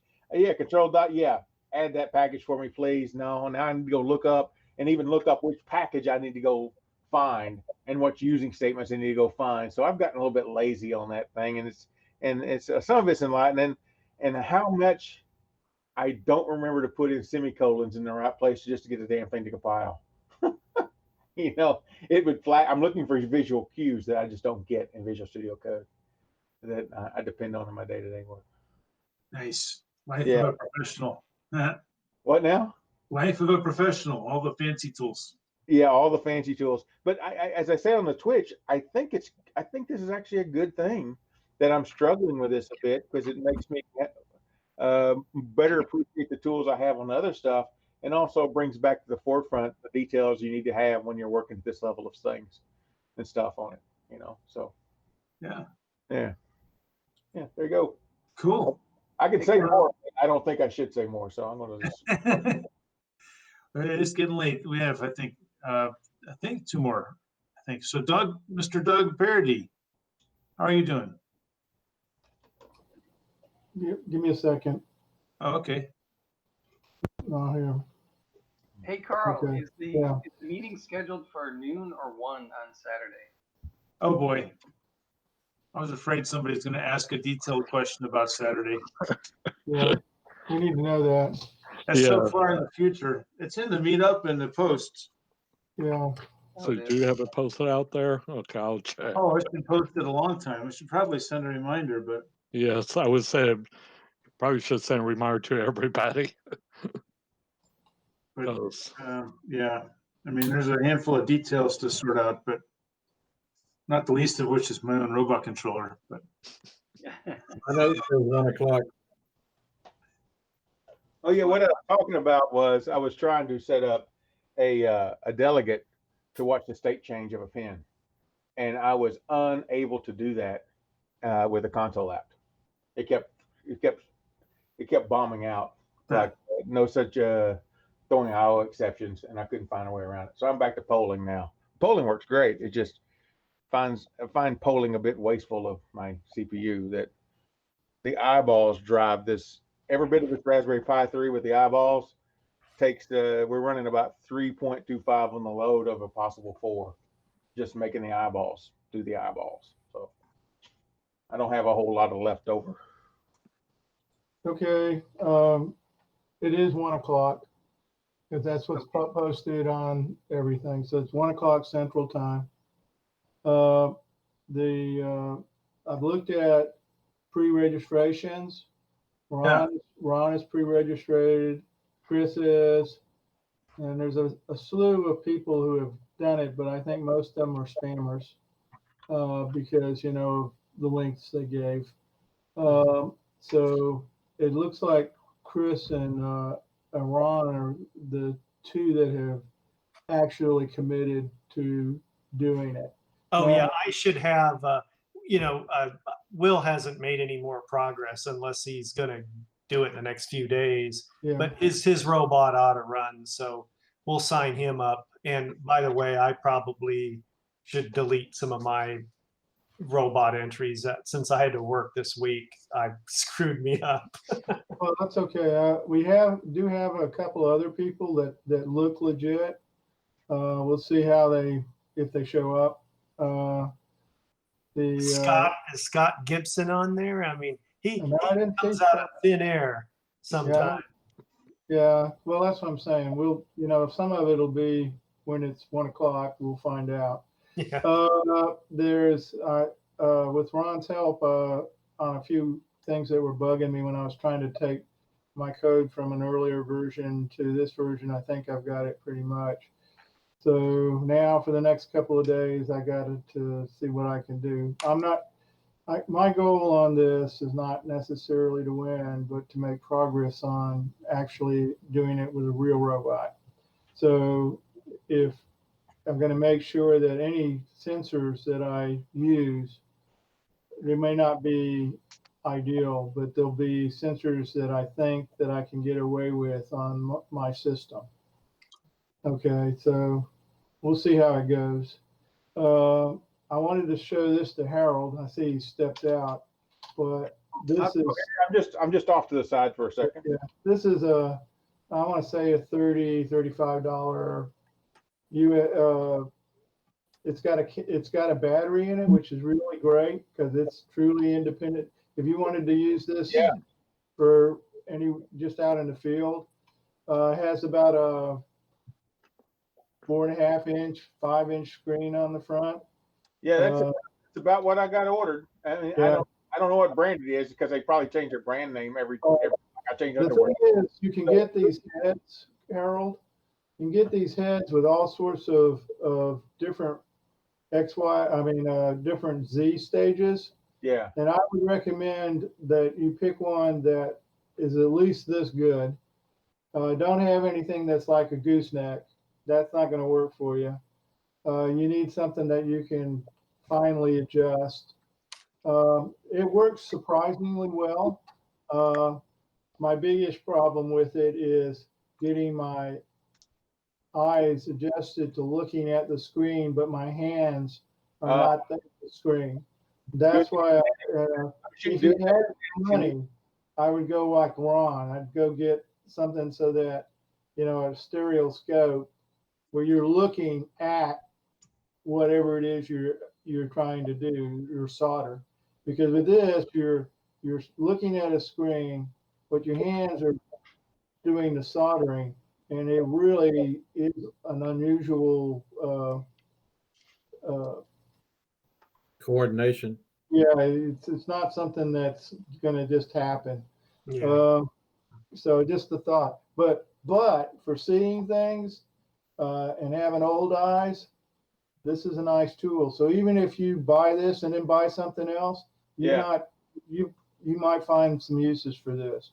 I got you. It's very, very handy to just pick up and move around or just store on a shelf. The battery lasts for months. It's a lithium ion battery, and if it's turned off, and it'll stay charged for months. For a long time. So that was really nice. Thank you very much.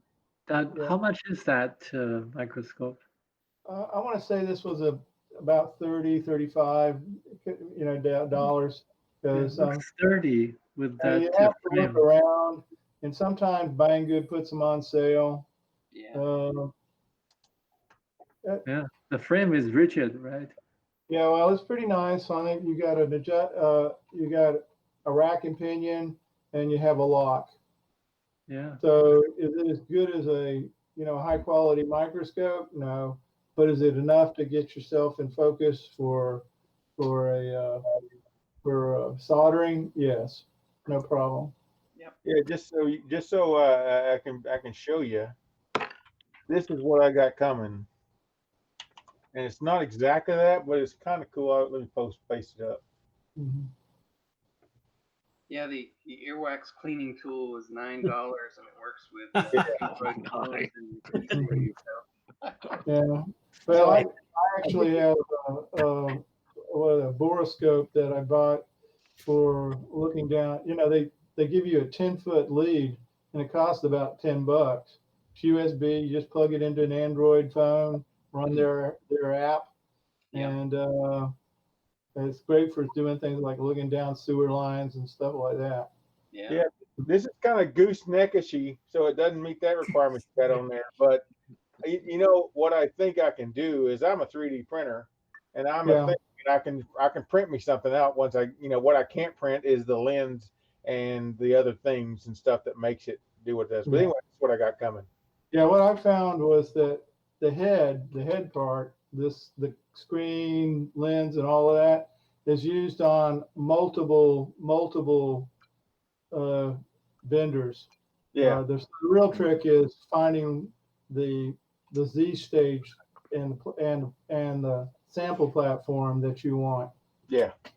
So yeah, so I might have to end up printing something on this or doing something. But anyway, this is figured. I figured I'd start here, and then, because you can, I literally, if you want HDMI or USB or 38 megapixels or just you get paralysis trying to figure out what you think you might need to get, and then you don't even know if you're getting the right stuff that'll fit all together. So when it shows up, you can play, put it together and have it work right. So that's kind of where I was going with that.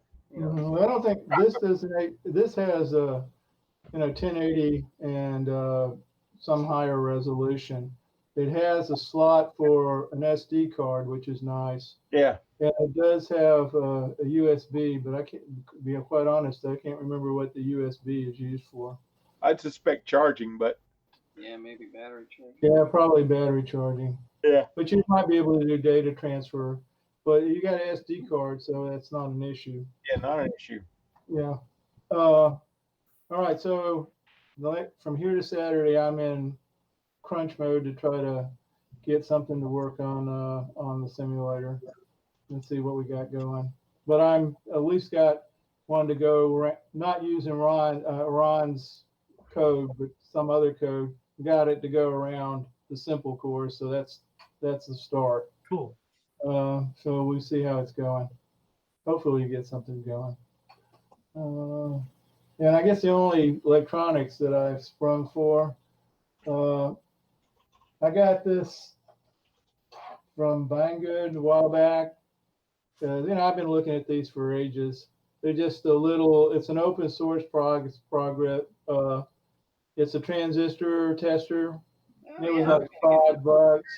I'm going to tell you what, it's really cool. In fact, the only thing is this one got broke when it was being shipped, so that I don't know if you can see the screen is not all there, but it's yeah, those transistors. Really for the $5 or $6 you get it, and you don't really need it today. It's something you can get as long as they get it without breaking it. Yeah, it's pretty nice. In fact, I actually went for the next. It's based off of a open source project by some German, and he's gone to a newer. This is like an early model. He's gone to a model that's a little more fancy that has built-in frequency generator and LC component testing and stuff. But that one's about $26, and I'm actually, I think, is that it? Yeah. I don't know. Yeah, I think that is. I think that's the good one. Does it have a pod on it or a pod on it to switch functions? No, it's got a button. I think this one uses a Atmega. Oh, this one does too. They all use 380, 328s. Oh, okay. Okay. Well, this does have a pot. Wait a minute, but that's might be for that's the good one, Brian. That's the good one. Yeah, and I was impressed enough with this one that I went ahead and decided to go for it and get the one like you got. Are they color or black and white? They're black. You might be able to get a color one, but the ones that I've seen have been green and black. Green and black. Yeah, or something like that. Yeah. Okay. The other thing I got was a couple of pressure sensors from Analog. I want to see if I want to play with maybe the idea of first I want to check and see how good they are, because they say they're really good. So I want to see if just the ones you get in China are real, or are they just one sort of seconds or knockoffs or whatever. We'll see. And it's also a good Murray. It's also a good sensor to test I2C. Okay. It's an I2C sensor, and it does temperature and pressure. So what kind of pressures are you looking at? Well, they say they can be used for altimeters, and they're talking about one that they can discern 1 meter. Wow. Which is pretty good. Now, I'm sure that's, baseline sea level pressure to whatever. Yeah. I couldn't get mine to power up, and I just realized I fished in my drawer. The LCD had torn off of the Oh thing, so no. I guess I've got a dead one. Well, you can buy the screens, I believe, Ron. So, Okay. yeah. Like I say, that seems to be on mine. What happened is there was a chip right here, and it cut out the upper third of the screen. Yeah, because I mean, you can take that you can pop them right off. The big plate in the back is just the backlight. Yeah, okay. I can't quite see how many conductors are there, but it's probably a lot, right? Yeah. Probably a parallel sort of display. Yeah. Oh well. Oh well. Breaks my heart. Yeah. Well, one of the things that I wanted to do is 3D print a case for it pretty quick. Yeah. It's kind of like having Pi cameras, with their little flexi cables. Yeah. I got one sitting over here that's running as a desktop, and it's because I put it together with the camera in it. Now I don't want to take the camera out because I'd have to take all the case off and everything. So I've got it just kind of dangling here, which is probably not good for it. So like I say, for me, the big thing will be working on the simulator and seeing so Ron, be ready for disruptions. Hey Ron, why does this not work? Type You've of already thing. asked half the questions, which is about 2. Yeah. So I think you ought to be pretty good. Yeah. Anyway, that's it for this Very week. nice. Oh, I did want to make a comment and hope that maybe, Carl, you can write this down. I would also second having a talk on using web virtual machines. I think that would be something that would be really good too. Chris was in there talking about using Amazon and mentioned that similar services are on Azure. It'd be nice to actually have somebody take us through that. On the other side, I don't know if anybody wants this, but on my MVP list, a cat named Jesse Liberty. He's a longtime .NET person, been around forever and ever, teaching things, blogging, all that kind of stuff. It says he has a Git presentation. It's called like how to get Git. So GET space GIT. And it's about an hour presentation for Git and what it does and all that kind of stuff. If you're interested, I can always reach out and see if he wants to come in sometime and do a presentation for us if you like. I know there was some interest at some point. Carl. I don't know if it still is. Carl did a presentation, right, okay. Carl? Yeah. I did an ad hoc thing, and I don't know if I did a formal one or not, but I could. But it's always nice to have some external person come in. But it's there. He threw it out. It just happened that my neuron fired. My voice hit. So that's how that happened. That's how it just spewed out there. Yeah. I think for Doug, on your side, in terms of in the cloud, I would suggest having spent some time looking at various things like that. That it, there's like the general overview point of view of that, and then there's the what do you want to accomplish? Mm-hmm. What do you really want to accomplish point of view? Because there's so many different. I mean, it's basically just a computer resource in the cloud, right? But what you can do is specify at runtime what kind of computer you want, hit a button, and it'll spin that up. So it depends on, do you want to compile a Linux kernel? Do you want to run like the first one I saw was a license plate classifier. This guy would use off-hour AWS, like $1,000 an hour instances, and he would run them for pennies an hour, and this on the scrap time to train his license plate classifiers. Mm-hmm. So there's just so many different things you could do with it. Or do you want to use a serverless single page app as an API? I was kind of interested in when he was talking about, like what it was 20 cents an hour type thing. That sounds something I could possibly. Well, that's kind of like, I think Ross was doing the same thing too. Like when he was training his donkey car, right? He would. Yes, exactly. So that's the sort of thing that would be worth taking I'm not particularly interested right now with all the other things that I've got going to worry about Ross. Okay. Yeah. So I'm not going to be trying to use Ross 2 or anything like that, but it would be nice to do maybe some AI projects on it. Really, that's just personal, but the other people might want to use Ross. But it'd be nice to see if somebody would do all, the idea of the presentation is somebody's done the footwork so that they just sit there and kind of serve you the meal. You know what I'm saying? And you kind of get a good overview of what you would have to do to, one, set up an account. How do you get in? How do you handle the billing? What can you do with it? That sort of stuff. Anyway, just a thought. Yeah. I mean, I know we're always looking for people to talk, and I'm sure we can find somebody because there's a lot of different ways to do it. Maybe Ron's cow has something to talk about too. Yeah. No, it's just sorry. It looks like I'm holding this rubber cow, but it's actually it's a rendered 3D graphic.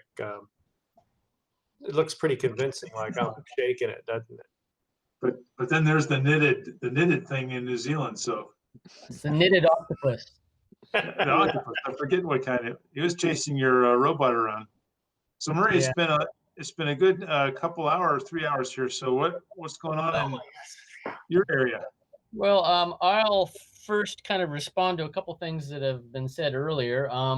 That ruler that Harold has was the result of the CEO of Adafruit, Lemore Fried, I think Fried, who's an ex-MIT engineer who started the company. And she and the CEO of DigiKey turned out to be in a mutual admiration society situation. They really thought each other was cool. And there's actually a YouTube video of them interviewing each other. And after that, they decided that they would do a cooperative venture. And I don't know what exactly came out of that, but that ruler was one of those things. And it turns out that's a CircuitPython ruler that runs an ATSAM-D21 at 48 megahertz. And it's obviously programmable, and it was one of their first projects. I don't know if they've done anything since then. In terms of cloud computing, I do not have any direct expertise in it at all. In fact, I've kind of, as a programmer, stayed away from it. But when I was working at the New Zealand Weather Service a few years ago, I had quite a lot of experience working with people who did have a lot of experience. They have a team of people called Forecast Research, which are all basically people who have PhDs in either physics or weather science or meteorology. And they're also programmers, Python programmers largely. There's about 8 or 10 people on this team run by a German guy who keeps everything together. And what they do is they take the weather models that are available. There's an American one and a Japanese one, actually 2 American ones and a European. And this comes from this whole Mission to Planet Earth thing that started back in the 90s that is now a global weather model, actually a bunch of weather models. And what these guys do as a team is they watch the commodity market, because computer power, CPU power is a commodity, and they have running programs that they run all the time, 24/7, watching the commodity model on AWS. And when the price dips below a certain threshold, they'll immediately buy, I can't remember the exact number, but something like 1,000 or 1,500 CPUs, VMs. They'll load all that stuff onto those VMs, and then they keep one of them aside. They run all the models, the weather models for the whole world, and then they dump all the outputs from those as they finish onto the last VM. They kill them off as they're finished, and then that last VM, they download the data. And that happens all the time. And they have a limit, a pay limit that they have to put on this thing of some certain thousands of dollars, because if you don't do that, you can accidentally max out your credit card 20 or 30 times. So there's actually an AWS limit on what you can spend, and you have to set that limit. Otherwise, you could theoretically. They had one situation, which probably I shouldn't talk about publicly, but they accidentally had a security breach, and some scammer managed to go out and buy out. And you got to wonder who would do this. Buy up on the credit card of the weather service, maxed out a whole bunch of machines, and I think they spent something like $30,000 or $80,000 before they could figure it out. You could accidentally spend a lot of money on those systems if you don't put a max on. But it's quite fascinating, and like I said, that's about as much as I know. But getting someone like Chris or someone who's actually done this to talk about it is quite eye-opening, because it's a different world of computing entirely from what we're doing on 8-bit and 64-bit processors. This is like and the whole thing with Amazon Web Services and all these cloud services, as a beginner coming in, and one of the reasons I've never bothered is that yes, they're running Linux, yes, but it's kind of like the old Microsoft lock-in, that the only way you can do this stuff is to learn so much about it that you're in it. And it's different on every platform. Google and Microsoft and Amazon all have their own technologies, and the web tools that you use to set these things up and run them and all that, I think at the low end can be simple, but it's not really very simple at all. You've got to set up all these. There's technologies like Chef, and there's dozens of technologies actually for setting up machines, and how you run them, set them up, configure them, run. In fact, one of the things that I find kind of disturbing is that, do you guys know what Lambda functions are? Ever? Yeah. Lambda function is basically like a one-liner. It's basically a function that you call, it runs a program and returns a result. And it can be just a single line of code, but what they try to do with a lot of these Amazon cloud instances is run your programs as Lambda functions. So you don't actually load a whole lot of code onto these things. You use their systems are set up in such a way that you basically run processes on VMs, and you do it, like thousands of times because it's the purpose of these cloud platforms is to do thousands or even millions of small processes very fast and then shut down. It's not like you want to have a system up and running as a VM all the time. The purpose of the cloud is really very different. And so for me, I haven't had a lot of interest. You're always running a cloud instance if you're buying a service, probably. Like I have a hosting service that runs like my website. That's actually on a cloud in a sense, but not like Amazon Cloud, not like these things where they like this weather service stuff. It's a whole different world of programming. And while I find it fascinating, I've had opportunities to jump into it. I've never had a lot of interest in actually becoming a cloud programmer, because it basically is a different thing entirely, in my opinion. It's a lot of, if you can imagine the way I think about it, Murray, is, it's the phrase DevOps, if you're familiar with that, development operations, because what you're doing when you spin these up and tear them down, it's basically like you're in the old days, you're specifying that machine you want to go buy at the Micro Center or CompUSA, except you're spinning it up and spinning it down like on a 10-minute basis. If suddenly lots and lots of people start to hit your server, there's ways you can configure these things. So it says, okay, I'm running out of CPU. I'll click a button and automatically I'll just add some more memory chips to my computer. I'll just add some more CPU to my computer. Yeah, they call that auto scaling. And so, and the Amazon needed it. On a quiet day, they might only have 500 customers, but during Christmas, they might have 5 million. And so they just auto scale how many instances they need to handle the load. Yeah, then you have to worry about how the load distributors work and load balancers, and even more than that. For instance, Carl, you're on a server now. 5 million of your friends join in. And you refresh your server. You may or may not be on that same server. So you're hoping the guys that coded this knew how to keep track of who you are, what you are, where your card is, and all those other kind of things are as you bounce around between all different servers. So you just can't turn up a dial and do this. The devs on the backside have to be anticipating you turning up the dial and how do they deal with it? Not quite. I mean, that's what the Amazon and other cloud services, their services that you are interacting with, that's what they're doing, is that you get these big, long machine names that you don't really want to memorize because they'll only be around for maybe a minute or two.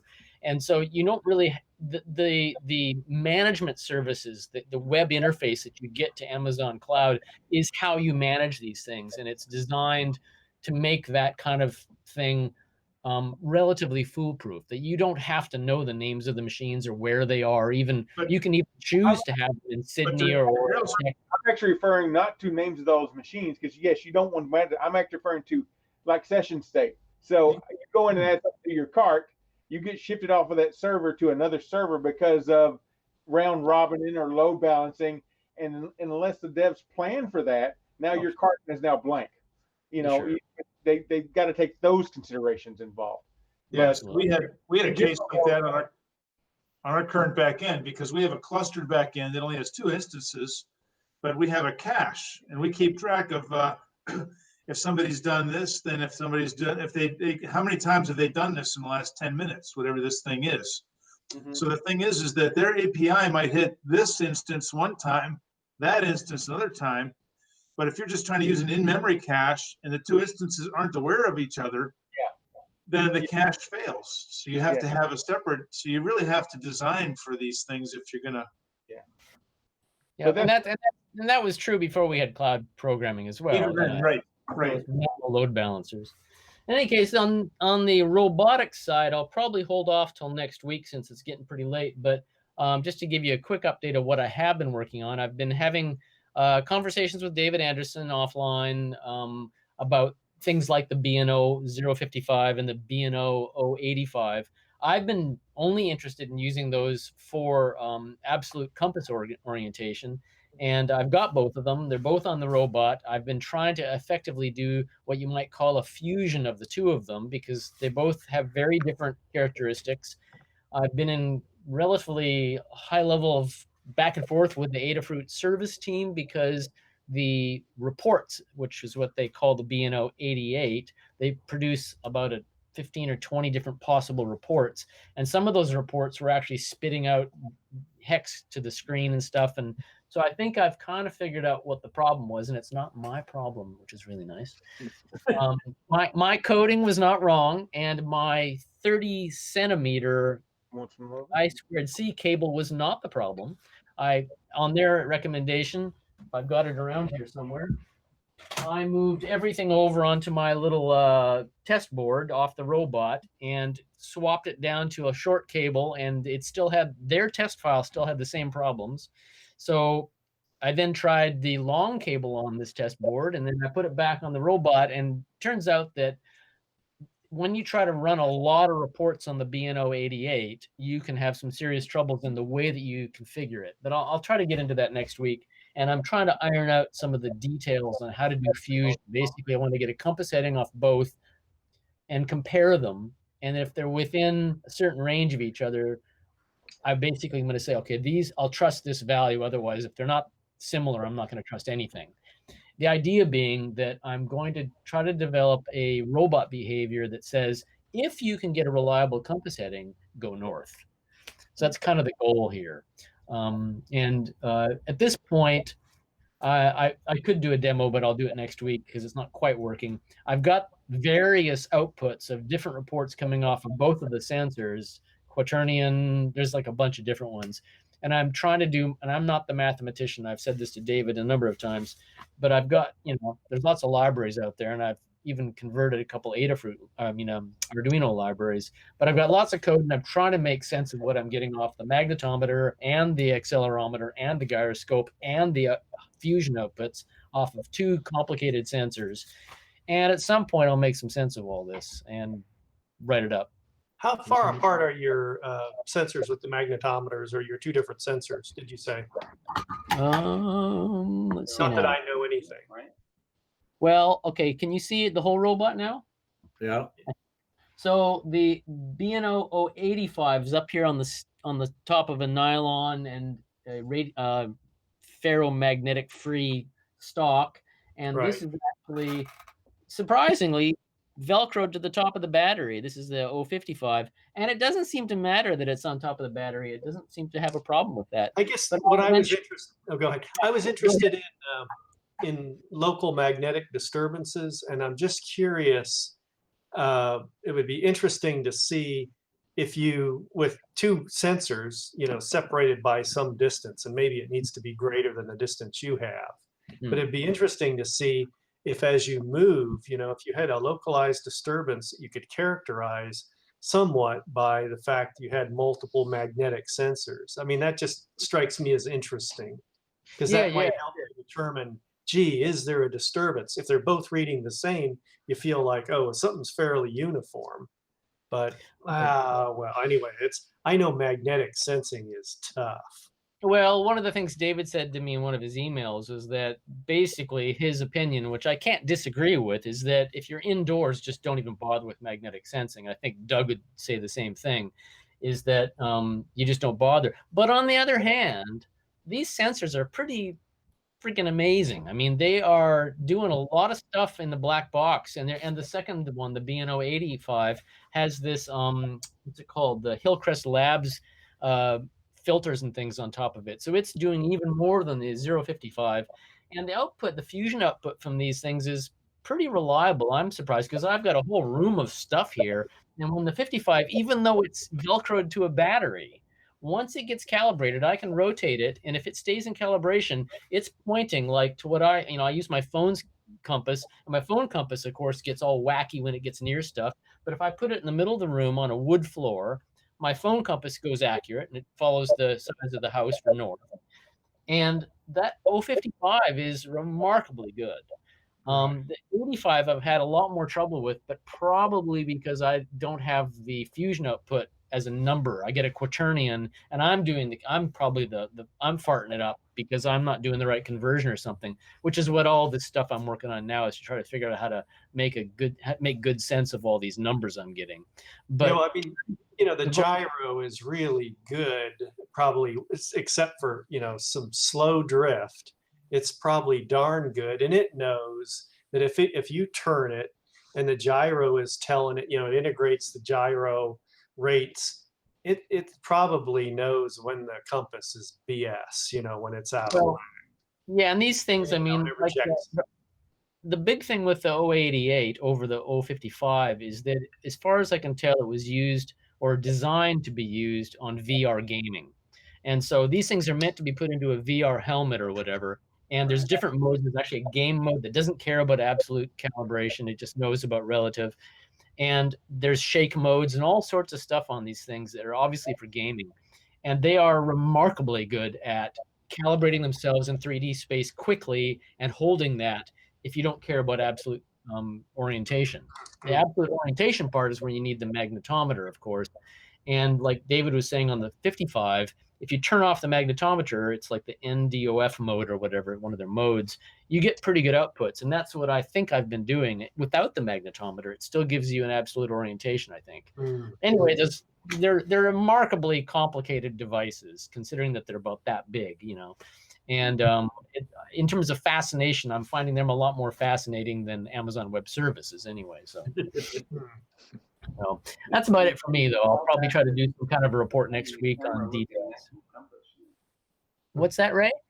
I said there's always if you can't, if it gets too messy or you just don't want to mess with it anymore, you can always use a camera to look at an actual compass and then. Yeah, except that if you tried to do that compass would be spinning around a lot around all the magnetic stuff nearby. It might, yeah. Yeah, that's what I'm saying with my phone. I've got an app on my iPhone that's a compass app, and it doesn't show north that often in my study because I've got so much stuff in here, Oh. It's the Captain Jack Sparrow. It's the Captain Jack Sparrow compass. Yeah, exactly. It's very much like that. And in fact, one of the things I was kind of worried about is the whole point of this, I keep going back to, is that I just really want to get a northeast. I don't even want the 16. I think a 16-point compass is all I really care about is basically to say I want one of the cardinal directions to come up. I don't care whether it's 3 degrees or 6 degrees. I just want to know if it's north or northeast. And then the robot, I just give it a command and say, go south or go southeast, and it'll just head in that general direction. That's the only purpose I really have here, is to get that accurate. But I want to know that I'm actually going southeast. Now, I have a funny feeling, as you guys have talked about, if I send my robot off and say, go southeast, as someone was talking about, if it was driving over a pipe, well, I think it was maybe Doug's robot, drove over a pipe outdoors and just started spinning or something like that. Inside a house, it's going to be even worse, obviously. So the trick on having these two devices on my robot, at least in my mind, is that hopefully both of them wouldn't be fooled. One maybe has a magnetometer and one doesn't use a magnetometer. And then if I can say if the robot can get fusion outputs off, one with a magnetometer and one without, and if they both agree, then it's probably southeast. That's my thought. Ron, you look kind of dubious. No, it's interesting. No, I'm just very interested because, keep in mind that the compass is a three-dimensional compass. So you have three compasses. Yeah. And that's a fascinating thing. I don't know anything, but to think about the fact that, if we think about a standard compass, we're talking about, a planar little compass, whereas, these sensors are truly sensing the three-dimensional direction of the magnetic field. And I'm just kind of, it does inspire me to be interested in how that behaves as you move around the environment. Yeah, but hey, Ron, if you get yourself an old-fashioned needle compass, the type that's, just like when you were a kid, the one that spins around, sits on a needle. Pivot, yeah. If you watch that, you really look at that compass, you'll see that it's tilted. Yeah, sure. Yeah, inclination. Yeah. And the only thing I can say is that, compared to David Anderson, whose robots are out there going in very three-dimensional space and over bumps and all that, I don't have that, I don't have the math background, first of all. And second, I've deliberately decided to have an indoor robot on floors that are flat, relatively flat. And so my thought is that if I can get my brain, to the point where I can get working on a flat surface, I might consider having an outdoor robot and tackling some of the stuff that David does. Because, that's like, I don't call it genius, it's just good mathematical skills. But I don't have those. I went through university and did my calculus and statistical classes. But you can get a handle on that. I think I got about half of it.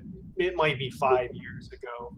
But I think it was starting to make sense about dealing with, these three-dimensional, each sensor, whatever, magnetometer, gyro, accelerometer. Yep. It takes a little work.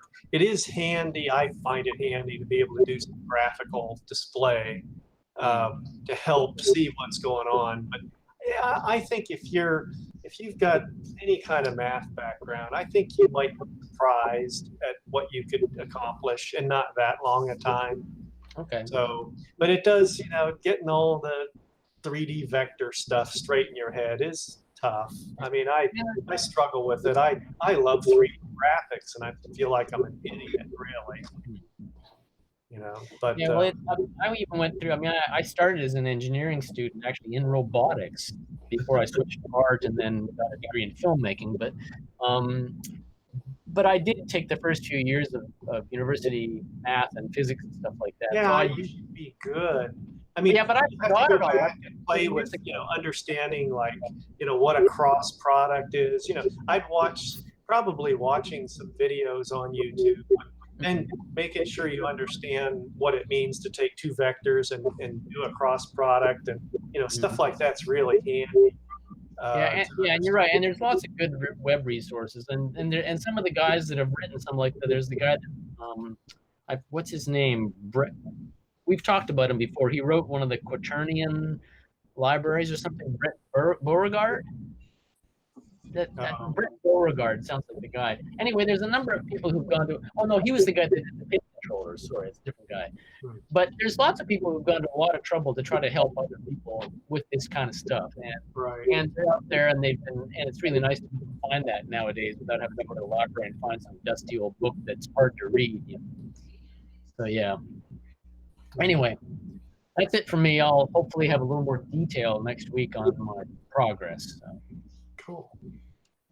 That's Good good. to see you I guys. have a quick question for you Oh. guys. So talking about this coordinate system, I saw Ron's robot is having some x-axis minus in the minus direction.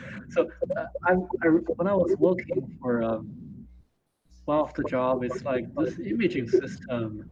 It's like the coordinate for an image versus the real world versus like wafer. It's kind of messy. So I wonder, Ron, are you? I mean, maybe one day if you can explain how you have your how you design your simulators coordinate. Yeah, Oh, I don't think it's I know something it's weird. yeah. Probably, well, one thing is where that came from. And of course, the manual is helpful in seeing the different coordinate systems. Like the coarse coordinate system probably came up because it was a natural image coordinate system, you know, where the upper left-hand corner of the image is typically the origin. And I think that's how it is in the, you know, stored in the, as the JPEG image or PNG image. You know, the upper left-hand corner is the origin with the increasing x's to the right, and then the increasing y's down. Ah, that's why the x is the image is minus. rotated 90 degrees in the simulator to get it to fit better. So now that's why positive x is downward. And so the robot initial heading is 0. That's picked arbitrarily, but it's such that the robot, as it drives forward, is driving into the negative x. And then if you drive this way, it's the positive y. But then the robot coordinates themselves, that was motivated by Will, and he said, well, a local robot system, x points this way, and y, I think we have what points this way, except everything's probably back. I don't know with this camera. Anyway, so yeah, and then the move between coordinate systems is a little bit of takes a little thought, you know, that sort of thing. But I kind of just take those initial systems and then worked out the transformation.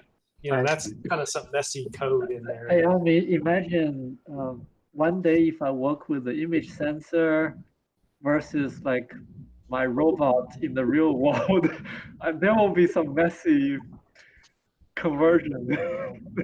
Well, maybe not too bad. It just depends on, well, I mean, if you're looking at a video camera, yeah, you're going to have to deal with, you mean like distance, perspective, you're going to have to deal with the problem of the camera is not parallel projection.